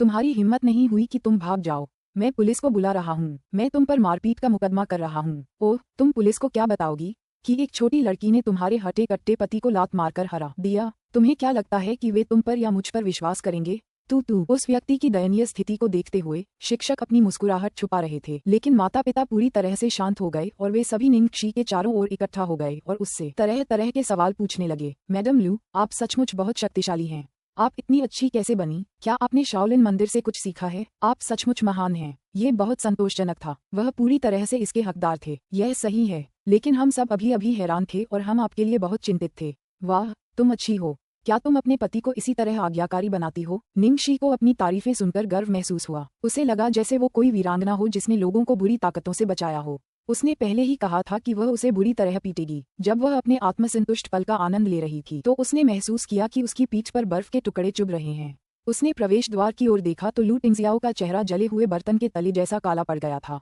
वो तो बर्बाद हो गई। उसने तो सब कुछ देख ही लिया था। निंगक्षी ने जल्दी से अपनी स्कर्ट उठाई और लू टिंगजियाओ के पास गई। यार, तुम आखिरकार यहाँ आ ही गए। मुझे बहुत डर लग रहा है। वो मुझे परेशान कर रहा था। उसकी हरकतें देखकर सब अवाक रह गए। उनकी हीरोइन कहाँ चली गई थी? लू टिंगजियाओ ने लड़की की तरफ देखा और आंखें सिकोड़ लीं। यह मेरी गलती है, लेकिन मैंने सचमुच तुम्हारी बात सुनी और इंतजार किया। मैंने खुद को रोकने की कोशिश की, लेकिन वह मुसीबत मोल ले रहा था।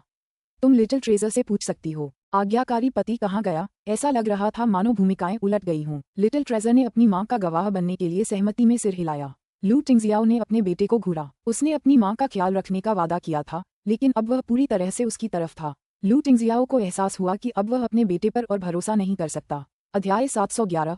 छोटे खजाने के लिए एक मास्टर खोजें। अध्याय 711।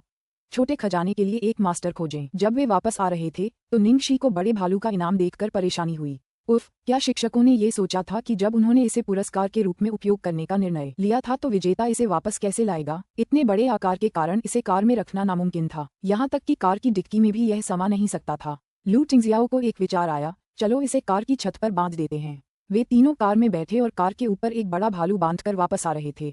कार में, अब और लापरवाह मत बनो। तुम्हें इन परिस्थितियों को एक आदमी को ही संभालने देना चाहिए। ठीक है, लू टिंगजियाओ ने चिढ़ाते हुए कहा। उसे डर था कि कहीं वह अपनी हरकतें न दोहरा दे, लेकिन वह उस पर ज्यादा सख्ती नहीं करना चाहता था। उसे लग रहा था कि यह उसके अपने बेटे को पढ़ाने से भी ज्यादा मुश्किल है। मुझे पता है कि तुम इसे सुलझा लोगी, बस मुझे चिंता है कि लिटिल ट्रेजर को स्कूल में तंग किया जाएगा। हो सकता है इस बार तुम इसे सुलझा सको, लेकिन हर बार नहीं, इसलिए मैंने पहले सबको चेतावनी दी थी। साथ ही मैंने एक खतरे को दूर करने में सभी की मदद की। मैंने एक ही तीर से 2 निशाने साधे। निंगक्षी ने आत्ममुग्ध होकर घोषणा की। लू टिंगजियाओ ने उसे रियर व्यू मिरर से देखा। तुम्हें सच में लड़ने की इच्छा तो नहीं हो रही? ये कैसे संभव है? निंगक्षी ने अपना सिर हिलाया, थोड़ा दोषी लग रही थी। पिछले दिनों वह बहुत बोर हो रही थी क्योंकि पैर में चोट लगने के कारण वह कहीं जा नहीं पा रही थी। जब ऐसा अच्छा मौका आया तो वह उसे हाथ से जाने नहीं दे सकी। लिटिल ट्रेजर को लगातार बाहर झांककर भालू की चिंता करते देखकर निंगक्षी हंस पड़ी। चिंता मत करो, हमने इसे कसकर बांधा है, इसलिए ये गिरेगा नहीं। लिटिल ट्रेजर अभी अपना पहनावा उतारना नहीं चाहता था, नहीं निंगक्षी और लू टिंगजियाओ। वे उसे कम से कम थोड़ी देर और खुश रखना चाहते थे। लू टिंगजियाओ को भेड़िया पोशाक में गाड़ी चलाते देख निंगक्षी लगभग हंस पड़ी। ठीक है लू टिंगजियाओ, क्या तुम चाहती हो कि लिटिल ट्रेजर कुछ आत्मरक्षा के हुनर सीखे? हम चाहे उसकी कितनी भी रक्षा करना चाहें, हम हमेशा उसके साथ नहीं रह सकते। निंगक्षी ने लू टिंगजियाओ को अपने विचार बताए। लू टिंगजियाओ ने वास्तव में बहुत समय पहले इसके बारे में सोचा था, लेकिन कुछ नहीं हुआ क्योंकि लिटिल ट्रेजर बिल्कुल भी सहयोग नहीं कर रहा था। क्या आप पढ़ा रहे हैं? निंगक्षी ने जल्दी से सिर हिलाया। बिल्कुल नहीं, ज्यादा से ज्यादा मैं उसे कुछ सेहतमंद व्यायाम ही सिखा सकती हूँ। अगर लिटिल ट्रेजर सीखना चाहता है तो हमें किसी पेशेवर की जरूरत पड़ेगी, लेकिन मुझे कोई सूझ ही नहीं रहा। लू टिंगजियाओ ने इसके बारे में सोचा और उसे एक नाम दिया, तांग लैंग। निंगक्षी दोबारा ये नाम सुनकर हैरान रह गई। तांग लैंग। हाल ही में बहुत सी चीजें घटित हुई थीं और वह एक महत्वपूर्ण प्रश्न पूछना लगभग भूल ही गई थी। दूसरा वरिष्ठ भाई लू टिंगजियाओ के लिए काम कैसे करने लगा, चूंकि तांग लैंग पहले से ही उसके लिए काम कर रही थी। क्या लू टिंगजियाओ को उसके बारे में पहले से ही सब पता था? मम्मा, लू तिंगजियाओ ने सिर हिलाया। क्या वह अब भी आपके लिए काम कर रहा है? मैं ये पूछना चाहता था कि आपने उसे अपने लिए काम करने के लिए कैसे राजी किया। ये तो कमाल की बात है। जो कुछ हुआ था उसे याद करके वह अभी भी आश्चर्यचकित थी, क्योंकि उसने यह उम्मीद नहीं की थी कि वह ऐसी परिस्थितियों में अपने दूसरे बड़े भाई से पुनः मिल सकेगी। जब आप उनसे मिले तो पूछ सकते हैं। वह वर्तमान में लू कॉर्पोरेशन के अधीन काम कर रहे हैं। निंग शी चौंक गई। क्या वह लू कॉर्पोरेशन में है? तो फिर वह क्या काम कर रहा है? चेंग फेंग ने उसके लिए यह व्यवस्था की है। उसे सुरक्षा विभाग में होना चाहिए। ये कल्पना करना कठिन है कि वह जंगली दूसरा वरिष्ठ भाई एक सुरक्षा गार्ड के रूप में काम करेगा। अध्याय 712। मेरा भाई इतना प्यारा नहीं हो सकता। अध्याय 712। मेरा भाई इतना प्यारा नहीं हो सकता। हालांकि लिटिल ट्रेजर के लिए एक मास्टर नियुक्त करना कोई छोटी बात नहीं थी। वह निर्णय लेने से पहले इस पर थोड़ा और सोचना चाहती थी। चूंकि दूसरा बड़ा भाई अब इंपीरियल में था, वह उसे कभी भी बातचीत के लिए बुला सकती थी। लिटिल ट्रेजर की बात के अलावा उसे और भी बहुत कुछ पूछना था।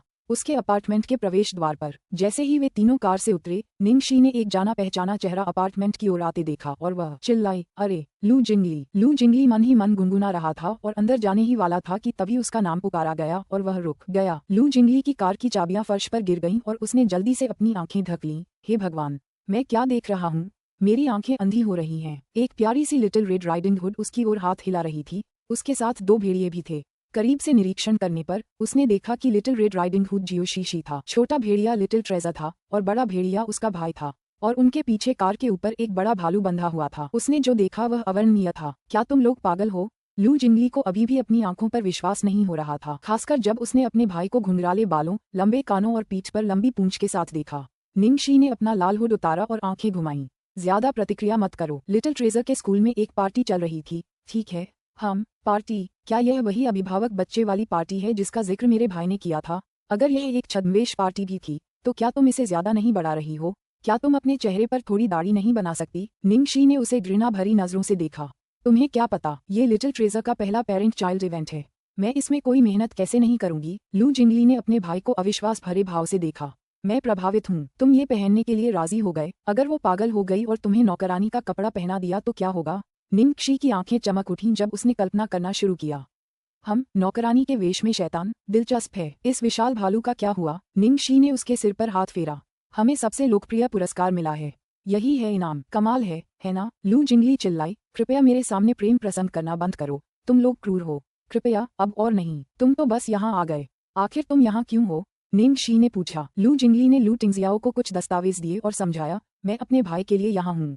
कुछ दस्तावेज हैं जिन पर उसके हस्ताक्षर तुरंत जरूरी हैं। मुझे पता था कि वह तुम्हारे घर पर होगा, और चूंकि मैं अभी फोन पर उससे बात नहीं कर सकती, इसलिए मैं यहाँ हूँ। फोन से संपर्क नहीं हो पा रहा है, शायद इसलिए क्योंकि टीचर अभी लू टिंगजियाओ को पागलों की तरह बुला रही थी। लू टिंगजियाओ ने अपने पंजे खोले और लू जिंगली को संकेत दिया कि वह उसे हस्ताक्षर करने के लिए एक कलम दे। लू जिंगली ने उसके रोएदार पंजों को देखा, फिर अपने भाई के प्यारे कानों और पूंछ को। बिना किसी चेतावनी के उसने अचानक उसे गले लगा लिया।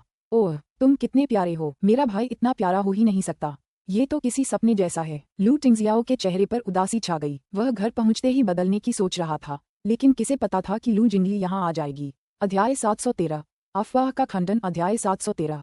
अफवाह का खंडन। लू टिंगजियाओ और लिटिल ट्रेजर अपार्टमेंट में प्रवेश करने के बाद कपड़े बदलने चले गए, जबकि निंग शी ने हू हुंगा के साथ हुई घटना के बारे में नवीनतम अपडेट देखने के लिए अपना लैपटॉप चालू कर दिया। हू हुंगा की वीबो पर ताज़ा पोस्ट 3 घंटे पहले की है, यानी लू टिंगजियाओ के साथ रेस्टोरेंट से निकलने के कुछ ही देर बाद उन्होंने एक प्रेस कॉन्फ्रेंस आयोजित करने की घोषणा की थी। कितना कुशल। वह शायद शैतान से डरता था। प्रेस कॉन्फ्रेंस का ऑनलाइन लाइव प्रसारण किया गया तथा ये सबसे चर्चित विषय के रूप में सुर्खियों में रहा। निंग शी ने वीडियो चलाने के लिए उस पर क्लिक किया। रिपोर्टर, सीईओ हूँ, क्या आपकी वेबो पोस्टिंग सच है? हू होंगा, हाँ। रिपोर्टर, तो फिर आपने उसके बाद स्पष्टीकरण क्यों दिया? हू होंगा, क्योंकि मैं अब अपनी पत्नी से झूठ नहीं बोलना चाहता और मैं किसी भी निर्दोष व्यक्ति को इसमें शामिल नहीं करना चाहता। मैंने जो किया उसके लिए मुझे सचमुच बहुत दुख है। मैं सभी से माफी मांगता हूँ। बेशक वह सबको ये बताने की हिम्मत नहीं कर सका कि लू टिंगजियाओ ने उसे धमकी दी थी, इसलिए उसने खुद को और अधिक आत्मा प्रशंसित करने वाला बहाना ढूंढ लिया। दुर्भाग्यवश इस बार जनता उतनी क्षमाशील नहीं थी। उनके वेबो पोस्ट के शेयर की संख्या तेजी से बढ़ रही थी और टिप्पणी अनुभाग भी बहुत लोकप्रिय हो गया था। वाह, अब क्या हो रहा है? निंग शी मालकिन नहीं है, अब तो फोन किया है। तो हू होंगा ने फोन किया को बचाने के लिए निंग शी को फंसाया। कितना घिनौना। मैं बहुत उलझन में हूँ। कहानी का मोड़ बहुत जल्दी आ गया। निंग शी निर्दोष है। उसे बिना कुछ किए ही दोषी ठहराया गया। वह बस उससे माफी मांगने वाला है। बस बेतुका। ये मैं अब झूठ नहीं बोलना चाहता वाली बकवास बंद करो। शायद किसी को पता चल जाने के बाद उसे सफाई देनी पड़ी होगी। यह आदमी बहुत बुरा है। देवी फैंग फैंग इसे फिर कभी माफ नहीं करेगी। ऐसा नहीं है कि पिछली बार वह माफी का हकदार था। मुझे लगता है कि यहाँ सबसे बड़ी अपराधी फैंग या है। शायद उसी ने उसे ये आइडिया दिया होगा। मैंने सुना है कि वो हमेशा निंगशी के खिलाफ रहती थी। कितनी बुरी बात है उसकी। मुझे निंगशी पर तरस आया, सिर्फ इसलिए कि वो सुंदर है। उसे हमेशा लोगों की रखेल कहा जाता है। निंगशी के चेहरे पर एक कड़वी मुस्कान थी। क्या ये घटना किसी छिपे हुए आशीर्वाद के लिए थी? अगली बार लोग उसके बारे में किसी भी अफवाह पर इतनी आसानी से विश्वास नहीं करेंगे। उसी समय निंग जेड के ठीक नीचे निंग जुएलुओ के अपार्टमेंट में। जुएलुओ, मुझे बचाओ, कृपया मुझे बचाओ। फेंगिया केवल बार बार विनती कर सकती थी। निंग जुएलुओ के कंप्यूटर पर हू हुंगा की प्रेस कॉन्फ्रेंस का लाइव फीड चल रहा था। जुएलुओ का चेहरा गुस्से से तमतमा रहा था। वह लगभग फट ही गई थी। ये कैसे संभव हुआ? कैसे? निंगशी बर्बाद होने की कगार पर थी। ये कैसे हुआ? जियो या तुमने क्या किया? हू हुंगा अचानक ऐसा क्यों कर रहा है? इसका कोई मतलब नहीं है। निंग जुएलुओ ने गुस्से से पूछा। मुझे नहीं पता, मुझे सच में नहीं पता। मैंने आपकी बात मान ली। मैंने मिंग फोंग फोंग को मैसेज भेजा, फिर घर पर इंतजार करने लगा। मुझे लगा था कि आखिरकार उनका तलाक हो जाएगा, लेकिन अचानक मैंने वीबो पर उसकी पोस्ट देखी। उसने मुझे धोखा दिया। फिर लिंग झिझी ने हमारे बीच के अफेयर का ऑनलाइन खुलासा कर दिया। मैंने उसे फोन करने की कोशिश की, लेकिन बात नहीं हो पाए। अध्याय 714 दुष्ट विचार। अध्याय 714 दुष्ट विचार। निंग जुएलुओ के होंठ नीचे की ओर मुड़ गए। जब वह निंगशी से मिलने गया होगा तो जरूर कुछ हुआ होगा। शायद निंगशी ने उसे बहकाया और उससे ऐसा करवाया। निंग जुएलुओ ने अधीरता से उत्तर दिया, क्या आप इस मामले के प्रभाव को समझते हैं? हू हुंगा ने इस प्रेस कॉन्फ्रेंस की मेजबानी करके अपना सारा गौरव और सम्मान खो दिया है। निंगशी कितनी भी शक्तिशाली क्यों न हो, वह हू हुंगा को ऐसा करने के लिए कभी मजबूर नहीं कर सकती। तो फिर उसने ऐसा क्यों किया? फोंगिया एक छोटे मेमने की तरह खो गई। क्या मिंग फांगफेंग को सच्चाई का एहसास हो गया होगा और उसने उसे ऐसा करने पर मजबूर किया होगा? निंग जुएलुओ ने इस संभावना के बारे में सोचा। हालांकि ऐसी स्थिति का तर्क कमजोर था, निंग जुएलुओ कुछ और सोच नहीं पा रहा था। तो फिर मुझे क्या करना चाहिए? जुएलुओ, तुम मुझे अकेला नहीं छोड़ सकते। मैं सचमुच खत्म हो चुका हूँ। निंग जुएलुओ को उससे घृणा हो रही थी और वह उसे तुरंत छोड़ देना चाहती थी, लेकिन उसे डर था कि आगे चलकर फैंग या उसकी इज्जत बर्बाद करने की कोशिश कर सकती है। चूंकि तुम इस मुकाम पर हो और उससे संपर्क नहीं कर सकती, सीधे उसके घर चली जाओ। अगर उसे तुम्हारी परवाह नहीं भी है, तो भी उसके माता पिता इतने बेरहम तो नहीं होंगे। तुम सही कह रही हो। मैं ये कैसे नहीं सोच सकती थी। आखिरकार मैं अभी भी उसके बच्चे को जन्म दे रही हूँ। उसकी माँ तो पोते पोतियों की चाहत में पागल है। फांगिया की आंखें आशा से भरी थीं। शाम को हू निवास के प्रवेश द्वार पर, मैडम आप नहीं जा सकती। फैंग फैंग, तुम क्या कर रहे हो? चलो इस बारे में बात करते हैं। मेरे प्यारे, प्लीज मुझे मत छोड़ो, प्लीज मुझे एक बार फिर माफ कर दो। मैं वही करूंगा जो तुम चाहोगी। मिंग फांगफेंग ने उस आदमी को देखा जिससे वो कभी प्यार करती थी, और फिर अपनी सास को, जिसे वो अपनी सगी माँ की तरह मानती आई थी। माँ, मैं मुसीबत नहीं ढूंढ रही, बस बहुत थक गई हूँ। मुझे माफ करना, मैंने हुंगा को तलाक देने का फैसला कर लिया है। फैंग फैंग, क्या तुम अपना विचार तभी बदलोगे जब मैं तुम्हारे सामने घुटने टेक दूं? मैडम एल्डर हू घुटने टेकने लगी। मिंग फांगफेंग ने उसे तुरंत रोका। माँ रुको, मैं ये बर्दाश्त नहीं कर सकता। मैडम एल्डर हू ने हू होंडा को थप्पड़ मारा। कमीने, अब फैंग फैंग के आगे घुटने टेक दे। हू होंगा तुरंत घुटनों के बल बैठ गया, उसका सिर नीचे झुक गया। मेरी प्यारी, अगर तुमने मुझे माफ नहीं किया तो मैं हमेशा के लिए यहीं घुटनों के बल बैठ जाऊंगा। मुझे अब अपनी गलती का एहसास हो गया है। मैं तुम्हारे बिना नहीं रह सकता। फैंग फैंग, कृपया होंगा को एक और मौका दो। अगर उसने फिर से गलती की तो मैं उसे बचने नहीं दूंगा। हालांकि वह जानती थी कि वे कंपनी के लाभ के लिए हताश होकर ऐसा कर रहे थे और उन्हें मिंग परिवार से तत्काल मदद की जरूरत थी, लेकिन आखिरकार उनकी शादी को इतने साल हो गए थे और वह उसे जाने नहीं दे सकती थी। उस समय मिंग फांगफेंग निर्णय लेने के लिए संघर्ष कर रहा था। माँ, मैं शायद इस घटना के बाद वो सचमुच बदल जाए। आखिरकार वो वही आदमी था जिसे उसने चुना था। अचानक पीछे से एक महिला की आवाज आई। होंगा। मिंग फांगफेंग पलटी, उसके चेहरे का सारा रंग उड़ गया। फांगिया। मिंग फोंगफोंग का मन बदलने वाला था और फोंगिया का अचानक प्रकट होना देखकर हू होंगा सचमुच अपनी मालकिन को मार डालना चाहता था। वह गुस्से से कांपते हुए उसके पास गया और हाथ उठाया। तुम्हें यहाँ किसने आने दिया? फेंगिया जरा भी नहीं डरी और आगे बढ़ी। मुझे मारो, मुझे जोर से मारो, मुझे और मेरे गर्भ में पल रहे बच्चे को मार डालो। अब मेरे पास जाने के लिए कोई जगह नहीं है। मुझे मरने से कोई फर्क नहीं पड़ता। मुझे बस अपने बच्चे पर तरस आ रहा है। हमारा बच्चा पैदा होने से पहले ही छोड़ दिया गया। अपने ही बाप ने उसे छोड़ दिया। अध्याय 715 मैं आपकी इच्छा पूरी करूंगा। अध्याय 715 मैं आपकी इच्छा पूरी करूंगा। हू होंगा ने फोंगिया के पेट पर नजर डाली और वह रुक गया। मैडम एल्डर हू उसके पास गईं और अविश्वास से फोंगिया के हाथ पकड़ लिए। क्या वह तुम्हारी रखेल है? हू होंगा हताश दिखे और उन्होंने धीरे से उदास होकर सिर हिलाया। मैडम एल्डर हू ने फोंगिया के फूले हुए पेट को छूने से पहले उसे घूरा। इतना नुकीला पेट, जरूर कोई लड़का होगा। फोंगिया गर्व से मुस्कुराई। हाय आंटी, मैं चेकअप के लिए एक प्राइवेट अस्पताल गई थी और डॉक्टर ने कहा है कि बेटा है।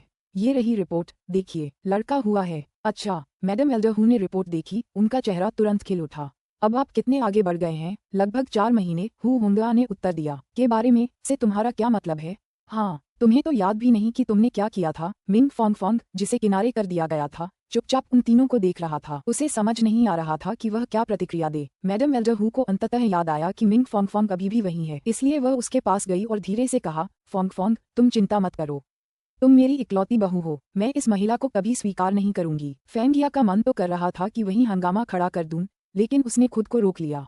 मैडम एल्डरहू अपने बच्चे को लेकर बहुत खुश लग रही थीं। उन्हें एक पल के लिए भी यकीन नहीं हुआ कि वे उन्हें यूं ही छोड़ देंगे। मैडम एल्डरहू ने आगे कहा, लेकिन उसका बच्चा आखिरकार होंडा का ही बच्चा है। उत्तराधिकारी न होना किसी भी परिवार के लिए सबसे बुरी बात हो सकती है। आप इतने सालों तक बच्चे को जन्म नहीं दे पाए। मैं भी बहुत परेशान हूँ क्योंकि मुझे नहीं पता कि मरने के बाद अपने पूर्वजों को ये बात कैसे समझाऊंगी। मेरे पास एक संभावित उपाय है। ये बच्चा पैदा होगा, उसके बाद तुम उसकी देखभाल करोगे। हम इस महिला को हमारे हू परिवार की मदद करने के इनाम के तौर पर कुछ पैसे दे सकते हैं। मिंग फोंग फोंग अपना सामान पकड़े चुपचाप वहीं खड़ी रही। वह मालकिन के बच्चे की देखभाल करने जा रही थी। मालकिन हू परिवार की मदद कर रही थी। फांगिया सोच रही थी कि उसे क्या इनाम मिलेगा। क्या ये पैसा होगा? अगर वह हू परिवार में शामिल हो जाए तो सबसे अच्छा होगा, लेकिन चूंकि हू परिवार को मिंग्स की जरूरत थी, इसलिए उनके लिए अभी तलाक लेना नामुमकिन था। फिर भी अगर उसे एक मोटी रकम मिल जाए तो बहुत अच्छा होगा। हालांकि हू परिवार अब दिवालिया होने की कगार पर था। क्या वे भुगतान करने में सक्षम थे? सब ठीक हो जाएगा। मिंग फोंग फोंग अमीर थी, वह एक बच्चे को जन्म देकर उस पर एहसान कर रही थी, और चूंकि मिंग फोंग फोंग बच्चा पैदा करने में असमर्थ थी, इसलिए उस परिवार की हर चीज अंततः उसके बेटे की हो जाएगी। मिंग फोंग फोंग ने हू होंगा को तर्कसंगत रूप से देखा और पूछा, होंगा, आप क्या सोचते हैं? उसकी शांति देखकर हू होंगा को लगा कि वह इस समाधान को स्वीकार करने के लिए तैयार है। मैं माँ के सुझाव से सहमत हूँ। क्या तुम सरोगेट माँ की तलाश में नहीं थी? अब समस्या हल हो गई। मैं नहीं चाहता कि तुम्हें बच्चे को जन्म देने का दर्द सहना पड़े, मेरी प्यारी। फेंगिया ने कहा, हालांकि मुझे अपने बेटे और होंगा की बहुत याद आएगी, लेकिन मैं होंगा को परेशान नहीं करूंगी। मैं बच्चे के जन्म के बाद चली जाऊंगी। मिंग फांगफेंग ने सिर हिलाया। अच्छा, हू होंगा। मैडम एल्डरहू और फोंगिया को उसकी स्वीकृति सुनकर राहत मिली। फोंग फोंग, तो तुम इस व्यवस्था के लिए राजी हो? अगले ही पल एक सफेद कार हू के घर के ठीक सामने आकर रुकी। एक ड्राइवर ने दरवाजा खोला और मिंग फांगफेंग का सामान लेते हुए उसे खुशी से अभिवादन करते हुए कहा, मिस। मिंग फांगफेंग ने अपना सामान सौंप दिया और बिना पीछे देखे कार में बैठ गई। हू होंगा हक्का बक्का रह गया। प्रिय, आप क्या कर रहे हैं?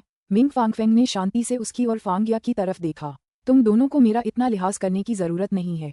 मैं तुम्हारी इच्छा पूरी करूंगा। ड्राइवर झांक, चलो। हाँ मिस। अध्याय 716, बड़ा बुरा भेड़िया। क्या तुम लिटिल रेड राइडिंग हुड को खा जाओगे? अध्याय 716, बड़ा बुरा भेड़िया। क्या तुम लिटिल रेड राइडिंग हुड को खा जाओगे? निंगशी ने ऑनलाइन कमेंट्स देखते हुए लिंग झिझी को फोन किया। चूंकि उसे स्कूल जल्दी पहुंचना था, इसलिए उसने लिंग झिझी को मैसेज भेजा कि उसने मामला सुलझा लिया है और लिंग झिझी द्वारा प्राप्त की गई जानकारी अब प्रकाशित की जा सकती है। हेलो बहन झिझी, क्या आप अभी भी व्यस्त हैं? क्या आपने ये प्रेस कॉन्फ्रेंस वीडियो पहले ही देख लिया है? देख लिया। अब तो यह मामला सुलझ जाना चाहिए, है ना? और कुछ है क्या? हाँ, बस इतना ही। लिंग झिझी कुछ कहने में हिचकिचा रहा था। निंगशी, तुम? वह ये जानने के लिए उत्सुक थी कि निंगशी ने ऐसा क्या किया कि हू होंगा को जनता के सामने स्पष्टीकरण देने के लिए आगे आना पड़ा। चिंता मत करो बहन झिझी, मैंने कुछ भी गैरकानूनी या अपने सिद्धांतों के खिलाफ नहीं किया। मैंने लू जिंगली से मदद मांगी थी, लेकिन मुझे नहीं पता कि उसने असल में क्या किया। निंगशी ने बातचीत में आसानी से लू जिंगली का नाम ले लिया। आखिरकार वह ऐसी ही परिस्थितियों के लिए बना था। लिंग झिझी को उम्मीद थी कि वह लू जिंगली को ढूंढेगी, लेकिन फिर भी वह थोड़ी चिंतित थी। ये बहुत बड़ा कांड था और हू होंगा के लिए इसके गंभीर परिणाम होंगे। अगर लू जिंगली खुद इस मामले को संभालता तब भी वह इतनी दूर नहीं जा सकता था। हू होंगा ने अपना सारा गौरव खो दिया था और उनकी कंपनी के शेयरों की कीमतें तेजी से गिर रही थीं। प्रेस कॉन्फ्रेंस के दौरान हू होंगा का रवैया संदिग्ध रहा। उन्होंने बार बार साफ किया कि उनका निंगशी से कोई संबंध नहीं है और वो स्क्रीन पर निंगशी से माफी मांगते रहे। वह सोच रही थी कि लू जिंगली ने ये सब कैसे हासिल किया होगा।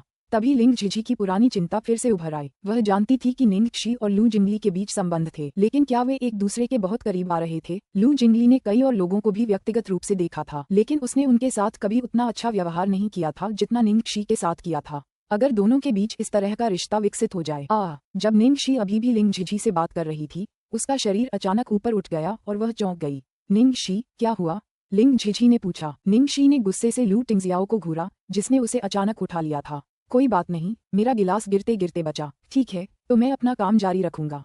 जब हम मेरे कार्यालय में मिलेंगे तो विस्तार से बात करेंगे। ठीक है, अलविदा बहन झिझी। निंगशी ने कॉल समाप्त की और अचानक पूछा, लू टिंगजियाओ, तुम क्या कर रहे हो?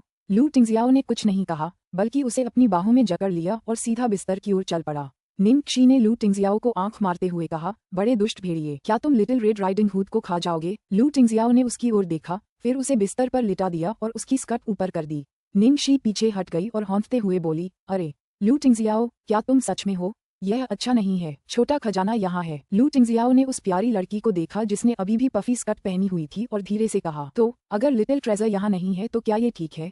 उफ, वह फिर से अपने ही जाल में फंस गई थी। लू टिंगजियाओ ने उसकी स्कर्ट खींचना जारी रखा और निंगक्षी घबरा गई। उसके संघर्ष के प्रयासों को अनदेखा करते हुए लू टिंगजियाओ ने पहले ही उसकी स्कर्ट ऊपर कर दी थी, जिससे उसकी जांघ पर घाव दिखाई दे रहा था जो खुल गया था और खून पट्टी से रिस रहा था। निंगक्षी रोई, वह खत्म हो चुकी थी। अध्याय 717, क्रूर बड़ा बुरा भेड़िया। अध्याय 717, क्रूर बड़ा बुरा भेड़िया। अरे बाप रे, उसे उसके जख्म के बारे में कैसे पता चला? उसने तो सिर्फ एक पैर से लात मारी थी, क्या उसे एक्सरे जैसी नजर आ सकती है? कितनी बड़ी गलती। वापस आते ही उसे अपने जख्म का इलाज करवाना चाहिए था। अब उस पर इतना साफ निशान था कि अरे, घाव से खून क्यों बह रहा है? मुझे तो पता ही नहीं चला। आज मैं बहुत सावधान रही। मैंने उस आदमी पर हमला करने के लिए सिर्फ एक पैर का इस्तेमाल किया। क्या बर्फ पर फिसलने से ऐसा हुआ होगा? निंगक्षी ने अपनी बेगुनाही का नाटक करने का फैसला किया। हालांकि जब उसने लू टिंगजियाओ के संदेह को देखा तो ये स्पष्ट हो गया कि वह पहले से ही सब कुछ जानता था। उसने संघर्ष करना छोड़ दिया और धीमी आवाज में कहा, यह मेरी गलती है। लू टिंगजियाओ ने अपनी खून से सनी पट्टी को देखा और भौहें चढ़ा लीं। तुम्हारा प्राथमिक उपचार किट कहाँ है? निंगक्षी बुदबुदाई, अलमारी में। लू टिंगजियाओ किट लेने गया। उसने सावधानीपूर्वक उसकी पट्टी हटाई और जैसी की उम्मीद थी, उसका घाव खुल गया था। हालांकि लड़ते समय उसने सिर्फ एक पैर का इस्तेमाल किया था, लेकिन इसका मतलब यह नहीं था कि उसका दूसरा पैर कोई ताकत नहीं लगा रहा था। इसके विपरीत, हमलावर पैर जितना ज्यादा जोर लगाता, उसका साथ देने वाला पैर उतना ही सिकुड़ता। ऐसी स्थिति में यह कोई आश्चर्य की बात नहीं थी कि उसका घाव खुल गया। लू टिंगजियाओ ने सोचा कि वह ठीक है, क्योंकि वह सबके सामने खुशमिजाज व्यवहार कर रही थी और हालात ने उसे उसकी स्कर्ट के नीचे देखने से रोक दिया था, इसलिए वह केवल इंतजार कर सकता था। जब उसने जांच की तो पता चला कि घाव सचमुच खुल गया था। निंगक्षी अपनी स्कर्ट पर हाथ रख रही थी ताकि कोई दुर्घटना न हो। उसने घुटनों तक सफेद मोजे पहने थे जिनके चारों ओर सुंदर लेस लगे थे। अपनी गोरी त्वचा और लाल रक्त के साथ वह एक अजीब विकृत तरह का आकर्षण बिखेर रही थी। जैसे ही मरहम उसके घाव पर लगाया गया, निंगक्षी को जलन महसूस हुई, लेकिन उसने कुछ नहीं कहा। वह बोलने से बहुत डर रही थी। लू टिंगजियाओ ने कुछ नहीं कहा, लेकिन उसका हाव भाव थोड़ा नर्म हो गया। उसकी उंगलियां कभी कभी उसकी त्वचा को छू जाती और उसकी पीठ अकड़कर सीधी हो जाती। मरहम लगाने के बाद लू टिंगजियाओ ने राहत की सांस ली और कुछ नई पट्टियां लीं और आदेश दिया, अपना पैर ऊपर उठाओ। और निंगक्षी ने आज्ञाकारी ढंग से सहयोग किया और अपना पैर उठा लिया। लू टिंगजियाओ ने सावधानीपूर्वक अपने घाव को लपेटा। पूरी प्रक्रिया के दौरान वह बर्फ की तरह ठंडी दिख रही थी। निंगक्षी थोड़ी चिंतित थी और उसने धीरे से कहा, बॉस, आप क्या सोच रहे हैं? मुझसे बात कीजिए। लू टिंगजियाओ ने प्राथमिक उपचार किट रखते हुए उसकी तरफ देखा। मैं तुम्हारा दूसरा पैर भी तोड़ने के बारे में सोच रहा था। शायद इस तरह तुम जल्दी ठीक हो जाओगी। आखिरकार वह रुक जाती क्योंकि अब वह हिल नहीं पाती। एक पैर से वह अब भी हर जगह उछल कूद कर सकती थी। निंगक्षी इतनी हैरान हुई कि उसकी आंखों से आंसू छलक आए। मुझे लगता है तुम्हारा आइडिया गलत है। तुम बहुत क्रूर हो, जैसा कि शैतान से उम्मीद थी। जब उसने उसके घाव का इलाज कर लिया तो लिटिल ट्रेजर आया और निंगक्षी ने उसे उठा लिया। लिटिल बन, तुम्हारे पापा ने मुझे डांटा था। लिटिल ट्रेजर ने गंभीर भाव से लू टिंगजियाओ को देखा। आज जब वह लड़ रही थी तो उसने खुद को चोट पहुंचाई। लिटिल ट्रेजर ने चेहरे पर गंभीरता लिए निंगक्षी की ओर देखा। ठीक है, यह मेरी गलती है। लिटिल ट्रेजर ने नीचे देखा। उसे लगा जैसे उसकी भी गलती थी।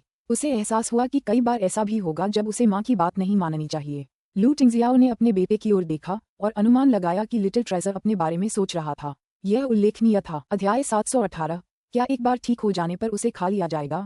अध्याय 718, क्या एक बार ठीक हो जाने पर उसे खा लिया जाएगा? बर्फबारी हो रही थी, स्टीमबोट चलाने के लिए सबसे अच्छा दिन। दुर्भाग्य से वह घायल थी और मसालेदार खाना वर्जित सूची में था, इसलिए उन्होंने सूप बेस साफ बनाने का फैसला किया। सब्जियां धोने से लेकर सूप बनाने तक लू टिंगजियाओ ने सब कुछ संभाला, जबकि निंगक्षी चुपचाप बैठी रही। लू टिंगजियाओ ने उसके आज्ञाकारी व्यवहार पर गौर किया। उसके चेहरे पर साफ लिखा था, मैं ऐसा दोबारा नहीं करूंगी। लेकिन वह अब आसानी से बेवकूफ नहीं बनने वाला था। जब भी वह माफी मांगती तो हमेशा सच्ची लगती थी, लेकिन हर बार वह अपनी बात दोहरा देती थी। ठीक है लिटिल ट्रेजर, क्या तुम चाहती हो कि माँ तुम्हें कुंग फू लड़ना सिखाने के लिए कोई गुरु ढूंढें? निंगक्षी ने खाना खाते समय लिटिल ट्रेजर की राय पूछी। लिटिल ट्रेजर ने अपना सिर एक तरफ झुका लिया। कुंग फू, यह सही है। अगर कोई तुम्हें परेशान करता है तो तुम अपनी रक्षा कर सकती हो, और तुम मेरी भी रक्षा कर सकती हो, निंगक्षी ने समझाया। लिटिल ट्रेजर ने सिर हिलाया। वाह, निंगक्षी ने लिटिल ट्रेजर के सिर पर थपथपाया। लेकिन यह मुश्किल और थका देने वाला होगा। मुझसे वादा करो कि तुम बीच में हार नहीं मानोगी। लिटिल ट्रेजर ने फिर से दृढ़ निश्चय के साथ सिर हिलाया। उसे कठिन प्रशिक्षण से डर नहीं लगता था। लिटिल ट्रेजर की इजाजत मिलने के बाद निंगशी ने लू टिंगजियाओ की तरफ देखा। तो मैं जब फ्री होऊंगी तब तांग लैंग से बात करूंगी। ठीक है, ठीक है, यह निर्णय लिया गया। लिटिल ट्रेजर उसके साथ रहते रहते बड़ा हो गया, वरना वह उसे कुंग फू सीखने ही नहीं देती। लिटिल ट्रेजर की खातिर उसे ऐसा करना पड़ा। निंगशी चाहे कितनी भी हिचकिचाहट से क्यों न हो, उसे लू टिंगजियाओ को लिटिल ट्रेजर को रात के खाने के बाद घर लाने देना पड़ा। वह आजकल बहुत व्यस्त हो गई थी और उसे सुबह जल्दी काम पर जाना था, इसलिए लिटिल ट्रेजर के लिए उसके साथ रहना असुविधाजनक होगा। सौभाग्य से आजकल उसके लिए लिटिल ट्रेजर से मिलना आसान था। जब दोनों कार में बैठे तो निंगशी ने राहत की सांस ली। आखिरकार वह बड़ा दुष्ट भेड़िया जा रहा था और वह एक बड़ी मुसीबत से बच गई। जैसे ही वह जश्न मनाने वाली थी, ड्राइवर का दरवाजा अचानक फिर से खुल गया और लू टिंगजियाओ उसकी ओर चल पड़ा। ओह बॉस, क्या आप कुछ भूल गए? हम। लू टिंगजियाओ ने सिर हिलाया। उसने तेजी से उसे उसके कूल्हों से पकड़ा और उसे चूम लिया। रुको। उसने अपने होठों पर एक साथ सुख और दर्द महसूस किया। प्रतिक्रिया करते हुए उसने अपना मुंह ढक लिया और खुद को दूर खींच लिया। तुमने मुझे क्यों काटा? लू टिंगजियाओ ने अपनी उंगलियों से उसके निचले होंठ पर इशारा किया। यही तुम्हारी सजा है। निंगशी अवाक रह गई। आखिरकार आपदा वैसे भी घटित हो ही गई। निंगशी ने आंखें मूंद लीं और लू टिंगजियाओ को अपनी गर्दन से पकड़कर अपने पास खींच लिया और उसे चूम लिया, जिससे वह बहुत हैरान हो गया। वह बुदबुदाई, अगर यही सजा है तो क्या तुम मुझे दोबारा ऐसा करने पर मजबूर कर रहे हो? लू टिंगजियाओ को अपने शरीर में गर्मी महसूस हुई और उसने निंगशी को और भी जोर से पकड़ लिया और गुर्राते हुए बोला, मुझे लुभाओ मत। निंगशी पीछे हट गई, मासूमियत से ऐसे पेश आए जैसे उसने उसे लुभाने के लिए कुछ किया ही ना हो। मैं मजाक कर रही थी। मैं ऐसा दोबारा नहीं करूंगी। अभी जाओ, नन्हा खजाना इंतजार कर रहा है। निंगशी, जल्दी ठीक हो जाओ, लू टिंगजियाओ ने जाने से पहले उससे कहा। निंगशी ने काली कार को जाते हुए देखा और शैतान के शब्दों के बारे में सोचा। उसे लगा कि कुछ गड़बड़ है, मानो ठीक होते ही उसे खा लिया जाएगा। अध्याय 719। अपनी दवा का स्वाद खुद चखें। अध्याय 719। अपनी दवा का स्वाद खुद चखें। स्टारलाइट एंटरटेनमेंट में चांग ली के कार्यालय में निंग जुएलुओ ने चांग ली के चेहरे पर अखबारों का ढेर फेंका। कचरा। अखबारों की सुर्खियां चिल्ला रही थीं। रहस्य का खुलासा, हु होंगा का धोखाधड़ी कांड। निंग जुएलुओ सबसे बड़ा विजेता है। हु होंगा के धोखाधड़ी कांड की घोषणा 2 दिन पहले ही हुई थी, लेकिन अफवाहों का रुख पहले ही बदल चुका था। कीबोर्ड के दीवानों और सेलिब्रिटी प्रशंसकों के अलावा इंटरनेट पर अभी भी कई समझदार लोग मौजूद थे। ये घटना भले ही सामान्य लग रही हो, लेकिन थोड़ी खोजबीन के बाद यह इतनी आसान नहीं थी। सतह पर निंगशी के साथ फोंगिया के संघर्ष के कारण उसने निंगशी को फंसाने के लिए अपने लक्ष्य के रूप में चुना था, लेकिन अगर निंगशी की प्रतिष्ठा नष्ट हो गई तो जिस व्यक्ति को सबसे अधिक फायदा होगा वह निंग जुएलुओ होगा। निंगशी की लोकप्रियता तेजी से बढ़ रही थी और वह मुख्य अभिनेत्री निंग जुएलुओ से भी ज्यादा लोकप्रिय हो रही थी। निंग जुएलुओ के प्रशंसकों ने उसके साथ छेड़छाड़ शुरू कर दी, लेकिन अंत में जियांग मुये के प्रशंसकों ने निंगशी का बचाव किया।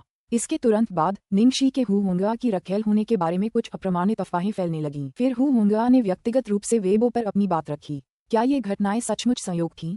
क्या निंगशी सिर्फ बदकिस्मत थी? क्या फैंगिया को निंग जुएलुओ ने आदेश दिया होगा? वे हमेशा एक दूसरे के करीब ही नजर आते थे। इतना ही नहीं, निंग जुएलुओ ने कुछ समय तक इस उम्मीद में कम प्रोफाइल बनाए रखी कि लोग उस घटना को भूल जाएंगे जब उसने निंगशी को फंसाया था, लेकिन ये सब फिर से सामने आया और लोगों को संदेह होने लगा कि उस समय शामिल सहायक को उसके द्वारा आदेश दिया गया था। तुम क्या कर रहे हो? तुमने खबर को फैलने से क्यों नहीं रोका? फिर भी अखबार इसके बारे में लिख रहे हैं। निंग जुएलुओ गुस्से से चिल्लाया, तुम मुझे दोष नहीं दे सकते। तुम इतने आश्वस्त थे और तुमने ये भी कहा था कि कोई समस्या नहीं होगी, इसलिए मैंने ज्यादा ध्यान नहीं दिया। कौन जानता था कि रातों रात चीजें इस तरह बदल जाएंगी? बेशक, मुझे पूरा विश्वास है कि कोई सबूत नहीं होगा। अगर मैंने कोई सबूत छोड़ा होता तो क्या आपको लगता है कि मैं यहाँ खड़ा होकर आप पर चिल्ला रहा होता? मुद्दा ये है कि उनकी टिप्पणियों को किसी सबूत की जरूरत ही नहीं है। क्या मुझे समाचार पत्रों पर मानहानि का मुकदमा करना चाहिए? लेकिन वे अपने शब्दों को लेकर बहुत सावधान हैं। निश्चित रूप से उन्होंने अपने शब्दों को स्पष्ट रूप से लिखा है और हम ऑनलाइन टिप्पणियों के बारे में कुछ नहीं कर सकते। जितनी हो सके उतनी ऑनलाइन पोस्ट हटा दो, बस प्रकाशित अखबारों को छोड़ दो। दूसरे अखबारों को मेरे बारे में और कोई नकारात्मक खबर छापने से रोको। उसी समय निंगशी कार्यालय में सुंदर गुब्बारों और फूलों का एक बड़ा गुलदस्ता ला रही थी। लिंग झिझी व्यस्त थी, इसलिए जब उसने किसी को अपने दरवाजे पर दस्तक देते सुना तो उसने बिना ऊपर देखे ही उत्तर दिया, अंदर आ जाओ। कदमों की आहट सुनाई दी, फिर पुदीने के रंग के ताजे गुब्बारों और चमकीले फूलों का एक बड़ा गुलदस्ता उसके ठीक सामने ला दिया गया। लिंग झिझी हैरान रह गई। क्या? निंगशी ने उस पर मुस्कुराकर धीरे से कहा, बहन झिझी, ये तुम्हारे लिए हैं। लिंग झिझी ने भी मुस्कुराते हुए कहा, शुक्रिया। वह भूल गई कि आखिरी बार उसे फूल कब मिले थे। ताजे फूल और लड़की की प्यारी मुस्कान देखते ही उसकी अनिद्रा और थकान दूर हो गई। ठीक है बहन झिझी, जब मैं आज सुबह वेबो पर देख रही थी तो कई लोगों को शक था कि हु होंगा की घटना निंग जुएलुओ से जुड़ी है। यहाँ तक कि कुछ मुख्यधारा के मीडिया स्रोतों ने भी बताया कि क्या आप इसके पीछे थीं? दरअसल मैंने इसके बारे में पहले भी सोचा था, लेकिन मेरे पास कोई सबूत नहीं है। अध्याय 720। जियांग मुये लापता हो गया है। अध्याय 720। जियांग मुए लापता हो गया है। लिंग झिझी ने उससे कहा, हर चीज के लिए सबूत की जरूरत नहीं होती। नेटिजन्स मूर्ख नहीं हैं, उन्हें बस कुछ मार्गदर्शन की जरूरत है और वे जान जाएंगे कि क्या हुआ था। ऐसी घटनाओं के लिए एक बार होना एक संयोग हो सकता है, दूसरी बार होना एक दुर्घटना हो सकती है, लेकिन आपको क्या लगता है कि तीसरी बार के बारे में नेटिजन्स क्या सोचेंगे? चाहे उसने इसे कितनी भी अच्छी तरह से संभाला हो, इसमें उसका हाथ जरूर है। निंग जुएलुओ की दयालु और सौम्य सार्वजनिक छवि धीरे धीरे धूमिल हो जाएगी। अगर भविष्य में भी ऐसा कुछ हुआ तो नेटिजन्स हमारा साथ देंगे। निंग शी ने आंखें मूंद लीं और मुंह पर दृढ़ निश्चय बना लिया। कारण वह इसी की हकदार है। लिंग झिझी ने बोलते हुए अपनी दराज खोली। ठीक है, इसमें आपके लिए कुछ है। ये क्या है? निंग शी ने उसे देखा और हैरान रह गई। कार की चाबी। कंपनी ने अभी अभी तुम्हें एक कार दी है। फिल्म जल्द ही प्रसारित होने वाली है और तुम्हें इस दौरान एक कार की जरूरत पड़ेगी। वाह, उन्होंने मुझे एक BMW दी और यह उच्च स्तरीय मॉडलों में से एक था जिसकी कीमत कम से कम कुछ मिलियन डॉलर थी। यह एक सेलिब्रिटी की प्रतिष्ठा दांव पर है। हम आपको बहुत बुरा नहीं दिखा सकते। इसके अलावा आप अच्छा प्रदर्शन कर रहे हैं और द वर्ल्ड में कास्टिंग के अलावा आपको 2 विज्ञापन भी मिले हैं। शुक्रिया बहन झिझी और स्टारलाइट एंटरटेनमेंट। मैं कड़ी मेहनत जारी रखूंगी। निंग शी इस अप्रत्याशित खबर से बेहद खुश थी। बहन झिझी, फिल्म का प्रमोशन अब पूरा हो गया है। क्या और कोई काम है? मैं आपको बताने ही वाला था। कल रात 8 बजे नोबल इंपीरियल नाइट होटल में अपने नए परफ्यूम सम्मेलन का आयोजन करेगा। समय पर वहां पहुंचना याद रखना। ठीक है। इसके अलावा एक और मामला है। यह क्या है? मैं सोच रहा हूँ कि अगर मैं जियाओ ताओ को तुम्हारे साथ रहने दूं तो उसके लिए तुम्हारी देखभाल करना आसान हो जाएगा। निंग शी का दिल चिंता से धड़क रहा था। अगर जियो ताओ ने उसे और लू टिंगजियाओ को साथ देख लिया तो सब खत्म हो जाएगा। मुझे लगता है कि यह ठीक है। मैं अपना ख्याल खुद रख पाऊंगी। मुझे अकेले रहने की आदत है और अगर कोई और मेरे साथ रहे तो यह असुविधाजनक हो सकता है। ठीक है। लिंग झिझी ने आगे कोई दबाव नहीं डाला। निंग शी ने मन ही मन राहत की सांस ली। जब वे बात कर रहे थे, किसी ने जोर से दरवाजा खटखटाया। लेई मिंग जल्दी से अंदर आया। झिझिया, निंग शी भी आ गई। वाह, क्या तुम में से किसी ने जियांग मुए को देखा है? निंग शी ने सिर हिलाया। नहीं। क्यों? लिंग झिझी ने जवाब दिया। मैंने उसे नहीं देखा है। लेई मिंग को ऐसा लग रहा था जैसे उसके लिए कयामत आ गई हो। मुए कल से गायब है। मैं उससे बिल्कुल भी संपर्क नहीं कर पा रहा हूँ। क्या वह कहीं छिपकर वीडियो गेम खेल रहा था? निंग शी ने कहा। लेई मिंग ने अपनी घड़ी पर नजर डाली। पहले तो मैंने भी यही सोचा था, लेकिन आज उनका एक विज्ञापन के लिए हस्ताक्षर समारोह है। 10 करोड़ का विज्ञापन। मैं 3 महीने से उनसे संपर्क कर रहा हूँ, लेकिन अब मैं उनसे संपर्क भी नहीं कर पा रहा हूँ। मैं मर जाऊंगा। निंग शी का मुंह फड़क उठा। 10 मिलियन, वो बदमाश। समारोह में कितना समय लगेगा?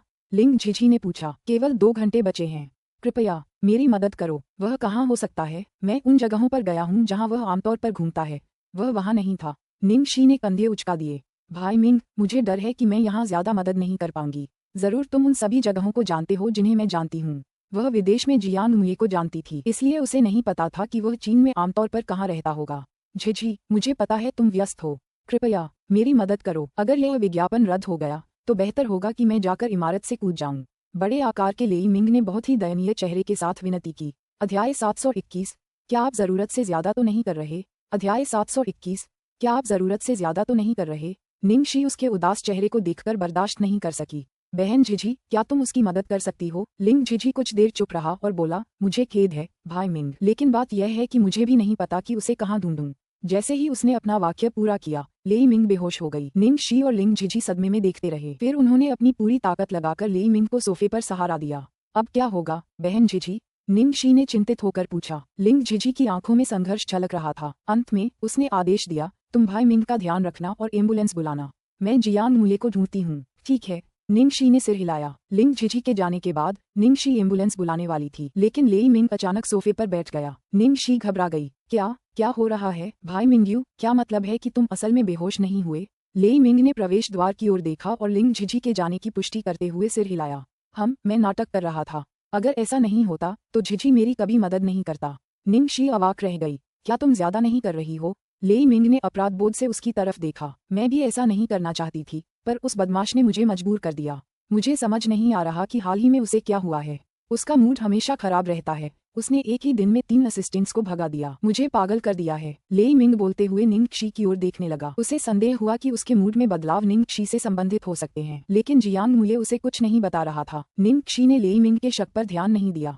घिनौना, मुझे अचानक एहसास हुआ कि मैं जियांग मुए से कहीं बेहतर हूँ। आधे घंटे बाद बाहरी इलाके में कहीं एक खंडहर में लिंग झिझी अपनी ऊंची एड़ी के जूतों में लड़खड़ाते हुए कूड़े के ढेरों से गुजर रही थी। उसकी एक एड़ी टूट गई, जिससे वह बेहद निराश हो गई। एक दिन पहले सुरक्षा गार्ड के धक्का देने से उसके टखने में मोच आ गई थी और उसके पैर की हालत और बिगड़ती जा रही थी। आखिरकार वह एक खाली बस के सामने रुकी। हांफते हुए उसने दरवाजा खटखटाया, लेकिन वहां सन्नाटा था। कोई जवाब नहीं आया। उसने दरवाजा हल्के से धकेला और वह चरमराकर खुल गया।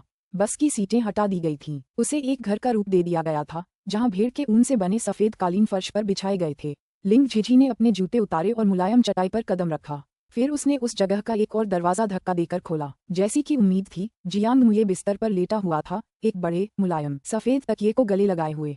फर्श पर बियर की कुछ खाली बोतलें बिखरी पड़ी थीं। बिस्तर के ऊपर की खिड़की से सूर्य की रोशनी आ रही थी, जो उस आदमी के सुनहरे बालों पर पड़ रही थी और उसे दिव्य रूप से चमका रही थी। उसे याद आया कि जब जियांग मुये खिड़की लगा रहा था तो उसने कहा था कि जब वह रात में बिस्तर पर लेटेगा तो उसे तारे दिखाई देंगे। जियांग मुये उस समय एक शरारती बच्चा था, घर पर रहना पसंद नहीं करता था।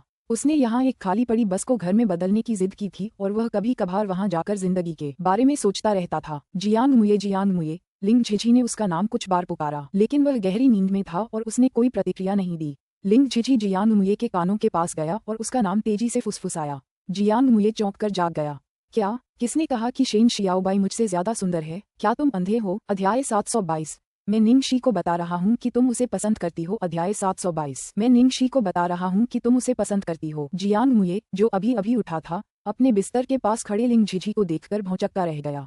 तुम यहाँ क्यों हो? मैं सोच रहा था कि मुझे इस तरह किसने जगाया है। जियांग मुये कभी इंडस्ट्री के सबसे हॉट स्टार थे। उनके सबसे बड़े प्रतिद्वंदी शेन शियाओबाई थे और अक्सर उनकी तुलना एक दूसरे से की जाती थी। वह कभी यह नहीं सुनना चाहते थे कि कोई कहे कि शेन शियाओबाई उनसे बेहतर दिखती हैं। ऐसी किसी बात की हल्की सी भी भनक उन्हें सपनों से जगा देती थी।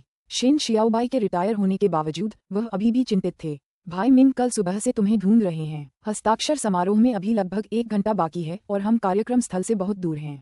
मान लीजिए कि आज ट्रैफिक साफ है, तो तुम्हारे पास पहुंचने के लिए सिर्फ आधा घंटा ही बचा होगा। लिंग झिझी ने उसे तुरंत बताया। ओह, तो अब क्या?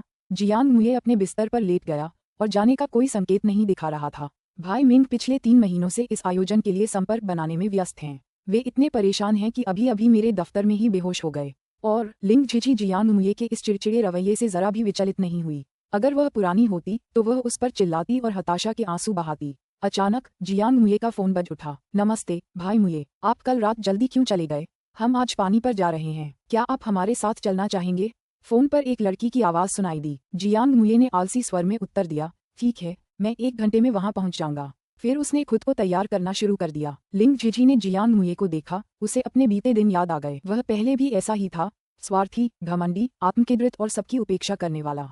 आखिर ऐसा क्या हुआ होगा कि वह फिर से ऐसा व्यवहार करने लगा? जियांग मुये जाने ही वाला था, लेकिन वह बीच रास्ते में ही रुक गया। लिंग झिझी ने निंगशी को फोन करने के लिए अपना फोन निकाला। अरे निंगशी का नाम सुनते ही जियांग मुये के चेहरे पर भाव बदल गए। बिना कुछ सोचे समझे उसने लिंग झिझी का फोन पकड़ा और कॉल काट दी।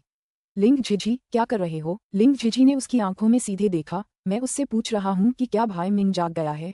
क्या तुमने क्या सोचा कि मैं क्या करने की कोशिश कर रहा था? जियांग मुये का चेहरा उदास हो गया और उसने अनिच्छा से उसका फोन उसे लौटा दिया।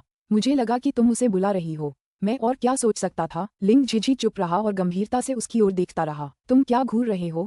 जियांग मुये को उसकी गहरी निगाहों से घबराहट महसूस हुई। जियांग मुये, अब साइनेज समारोह में भाग लें। जियांग मुये उस पर हंसा। अब तो तू और भी ज्यादा बहादुर हो गई है ना? तूने मुझे हुक्म चलाने की हिम्मत कैसे की? अगर नहीं तो मैं निंगशी को बता दूंगी कि तुम उसे पसंद करते हो। क्या? जियांग मुये की आंखें भय से चौड़ी हो गईं। तुम्हारी हिम्मत कैसे हुई? लिंग झिझी ने उस पर अपनी स्थिर अभिव्यक्ति बनाए रखी। जियांग मुये को लगा कि उसके साथ धोखा हुआ है, इसलिए उसने तुरंत इनकार कर दिया। क्या तुम मूर्ख हो? जिसने भी कहा कि मैं उसे पसंद करता हूँ, मैंने ये तब सुना जब तुम नींद में बात कर रहे थे। जियांग मुये के पैरों में खून दौड़ गया और वह कमजोर स्वर में हकलाते हुए बोला, तुम झूठ बोल रहे हो, है ना? मैंने इसे रिकॉर्ड किया है। कितना घृणित! लिंग झिझी। जियांग मुये ने तुरंत उसका फोन छीन लिया ताकि सबूतों को नष्ट कर सके। उसे ये देखकर बहुत आश्चर्य हुआ कि लिंग झिझी ने पहले ही भेजें बटन दबा दिया था।